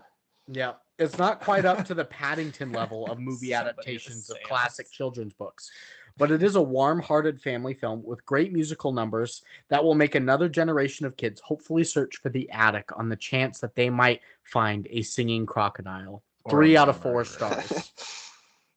What a dream. Fuck you, Big Rog. Big Rog is rolling over in his grave. Next one by Abby Olsees at RogerEbert.com. This movie warranted 2 different reviews from this website. From his mediums. Next, this one says, good enough that it may well have staying power at sleepovers and family movie nights for years to come. 2 out of 4 stars. Can't imagine. No, that's so bad. Next. Lion King 1.5 is Who's like putting a miles musical ahead of on this. for sleepovers? Let alone whatever this was. Whatever. Next by Ryan Leston at /film. He just says charming and entertaining. Yeah. He's wrong. Yeah. And lastly, Kath Clark at The Guardian. She says, its heart is there and it's family fun. 2 out of 100. Nope, no ratings on those last two. Oh. So, I'll 4 speak for somewhat her. positive reviews. Mm-hmm. 50% or higher. So, and then users. I've got 6 for you. Starting with Snoopy Style. Now, this guy. Mookie Award winner. Let's see what he's Mookie up Award to. Seth. That's me. That's you. Sorry, I was another fugue state for a second there. I'm really mad about this movie. Well, I was thinking, like, was I not being objective enough? Did I harbor my grudge against Shawn Mendes too hard when I rated this? And then I thought back about the movie. No, we did God's work. Lucas. Remember we did when well. they discovered him when he was like dancing to Ricky Martin or whatever that fucking shit was? He was like 16. I like it like that. No, when he was a baby. Oh, you're talking about the In alligator. the pet store. Yeah. That was the one part of the movie I liked. Maybe give it a 0.1 because I thought the alligator or the crocodile was so cute. Mm-hmm. I love reptiles. You don't. So that's where we have a disconnect there. But I'm with you on everything else. I just thought he was adorable as a little baby. Well, let's see what you say here. Snoopy Style. Oh, come on, buddy. On November 26, 2022. Come on, me. He says, the drama is limited. Hector could have been a great villain. This movie seems to be setting him up for a long time. This is a functional family film. One can safely pop in the DVD, but it's not more than that. Lyle is not the most engaging animated character. He doesn't talk, and he's not that expressive. He's a shy, quiet crocodile. All of it adds up to a sweet but bland movie. It is all forgettable. 6 out of 10. I think he sneezed and he hit the wrong button because Snoopy's that whole review. He is known for that. He does not miss these reviews. This one he missed by a little bit, but I think he did sneeze. No, so I think we will forgive. I read it. Forgive that, yeah. I read it. That's on our side. I read it in a harsh tone to get you guys to kind of like. He gave it a harsh vibe. He said it was sweet. It was functional. If that's the best thing you can say about a movie, it's already a 0. Functional is like a mid movie. Which is a 0 to me. So this is actually a 5, being objective then. No. That means you gave this a 5. You would have to give it a -5, you ass. Fine. -5 then. -5 then, Brandon. If I have to, right into his trap where I have to give this movie a -5 and break the scale he already didn't want me to give a 0 to. Next one is by Unique Particle. That's me. October 15, 2022. They say, my middle name is Lyle, so I had to see this. It was pretty good. 7 out of 10. Good review. That was awesome. I like this guy. Can we nominate him? Unique Particle? Yeah. Can we nominate him on the first episode? Next, by Arf Dog 1. Ooh. Big Dog. Arf. November 27th, 2022. He says, Javier Bardem is a great actor. Not a good actor. A great actor. Why he agreed to be in this movie is beyond me. Not sure if he did his own singing, so maybe he wanted to show off a different set of skills. I don't know. But if you're an adult, you're not going to like this movie. It's not like other CGI movies that are marketed to kids, but parents can sit through. It's excruciating to watch. Not that the movie looks bad. It's obvious a bunch of money was spent on the production. But the plot disposition is horrible, and the songs are mediocre at best. In addition, on an early number of vocals are flat and out of tune. Yikes. 2 out of 10. Arf Dog 1. That's me. Arf Dog, the one. Big Dog. The one in our Big Dog 1. Big Dog 1 to Big Dog 2. Can you hear me? Arf, arf. Loud and clear. Next one is by Leo is Private. October 13th, 2022. Genuinely the worst experience I've had in my entire life. This film is a dark void in my life, and I have no clue how on earth this film got past the idea phase. This is the most horrible thing that has happened to me in my life, bar the death of my family members. My life is far worse after seeing this film. Every aspect of this film is subpar to unwatchable. Bland characters, horrible music scenes, uninspired, uninteresting plot, and possibly the unfunniest jokes in any high-budget movie I've ever seen. If a device existed that could wipe all of my memories, I would use it just to forget this disgusting movie. 1 out of 10. He's not wrong. Yeah, I would Eternal Sunshine this movie out of my brain. No, you can't Eternal. You're wiping all of your memory. So you couldn't remember that time you cried at the Pops concert. Okay. Or eating Jenna Fisher's ass. Worth it. To forget about this movie? Absolutely. You'd wipe eating Jenna Fisher's ass? I wipe my entire... I would start over as a baby, as a 26-year-old man. You'd Benjamin Button this shit. Don't know how to talk or walk. But I also don't know all who you the know fuck how to Lyle do is sing. I guarantee if you wipe my memory clean, blank slate, and you're like, this is Shawn Mendes, I would like ask for the memory wipe again. I would learn how to say that so you could do it again. Whatever, wipe it. Yeah. We're wiping your butt, but you'd feel like, no, wipe it. The memory. Mm-mm. All right. Penultimate review is by Pistol 219. That's you. I can fly twice as high. November 13th, 2022, he says, why did that become a bit? It's a good one. I don't like how they supported the University of Florida. Just because it's about a crocodile, there's still a pretty good difference between crocodiles and alligators, and he was wearing a University of Florida gator shirt through the movie, which I didn't care for. Movies are not really supposed to support specific colleges. If you've ever noticed, most movies won't endorse too much of, but he said endorse too much of college schools, but apparently University of Florida is special. The movie was pretty good though. It was cute for kids. I just don't care for that horrible University of Florida gator support. 6 out of 10. That's fine. That's definitely like a Florida State fan who got like on the wrong message board. Or like UCF or something. University of Miami. What the fuck? Tried to log on to Seminole Daily and he ended up with IMDb review for Lyle Crocodile. Seminole Daily. Hey, Hurricanes United. He was only in a gator shirt for like 5 minutes. 12 seconds maybe of screen time? No, more than that. No. Because most of the time they were just showing Javier Bardem talk about how pointless life is. He was on for like... It's dangerous. Walk with crocodiles in the streets of New York. 90 seconds. We'll meet in the middle. Okay. 0. I'm not meeting you at a 3. And I know you're just gonna turn on me as soon as I shake your hand. You can say, haha, you've getting it a 3.25 now. No, just on the time. 90 seconds. Ta-da. You Okay. can't cross any of your damn fingers. And then lastly, Nice. Our last one is by Ops 52535. 74825. What a banger. November 24th, 2022, they say, understand that I liked it first, when the truth is that I really loved it when making a second watch along with my spouse. It might be some of the reason because she is a song herself, and I'm just her half notes. And this is the type of people who like this movie, Brandon.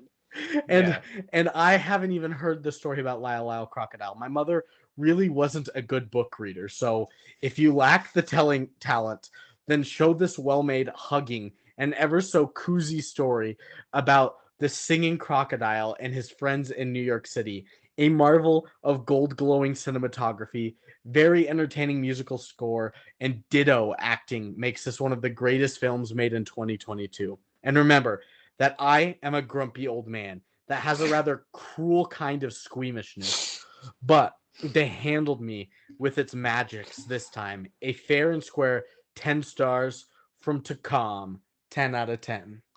The guy's so fucking stupid. I hate old people.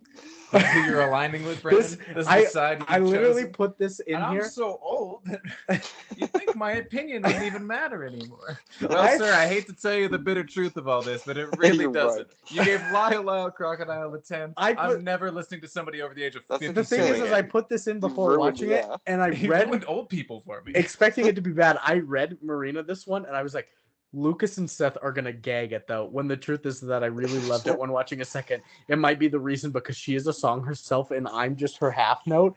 It turned me. I've turned 30% of humanity. So, That's gonna end. Are we recommending this film to people? No, please do not watch this. This is No. a safety advisory. Brandon, please put a disclaimer here. It's boring outside of Shawn Mendes, which I think I made my opinions clear on. It's boring. I think all of the relationships fail. I think it's tends to go on emotional strings that in the movie that are undeserved, that I think that it relies heavily upon. And it's just a fucking bad CGI crocodile dancing around. He fucking sucks. It insists upon itself. And I'm going to recommend this film, especially to families. I thought it was cute. It was fun. The songs were decent. I'd probably sing along to them. Yeah, I'd recommend this, especially to families. Oh, that's the last people I'd be recommending this to. So they're gonna learn some bad things. You're gonna recommend it to idiots. You're gonna recommend it to criminals on death row. Yeah. So that's gonna end Lyle Crocodile this week. Next week we're doing one that we pushed aside a lot. Napoleon Dynamite. No, just kidding. Tu Wong Fu. Thank you for everything, Julie Newmar. Finally coming up. It's a long title. I don't know. We'll figure that out next week. Okay. Maybe so we've got that. A woman, and we've got that in the works. Our first. So we hope you enjoyed Lyle Crocodile season 6 starting. Keep us up. Like and follow Facebook, Instagram, YouTube, Discord, Anchor, all the spots, Apple Podcast, Spotify, all that good shit. Send Lucas some recipes. And it is a woman. It is a woman. Oh. And nobody sent Lucas recipes. Nobody sent him recipes. So send him some recipes. Don't mean to harp on it, but he is still hungry. Eat some garbage. I'm starving. Oh shit, that's a recipe. And garbage. Don't make me do that again. Yeah. Again. And with that, we'll see you next week. Gadoosh. Later. Big dog. Damn it. Big dog out. No, we almost had a traditional ending. I don't know why I took these off. Lucas is still talking. What was that? I said we almost had a traditional ending. Almost. I don't want to say like love you anymore. For some reason. Yeah. I don't want it to be my thing. That was good. But also later just sounds like I'm trying to be cool. And I am, but I don't want them to notice. That's not cool to brag. It's not cool to try to be cool, but you can't be cool without trying to be cool. That's the cool man's dilemma. Always has been. All right. I will see you, boys.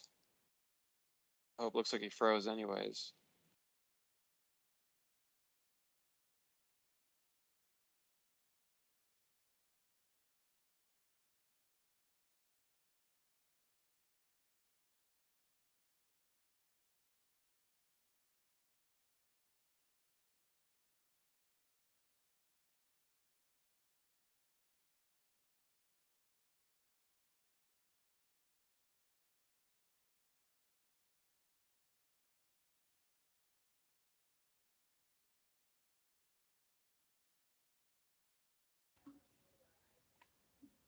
Where is he?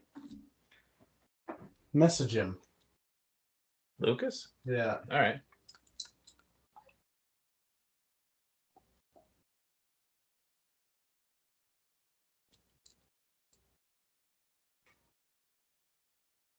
I just texted him and said, as far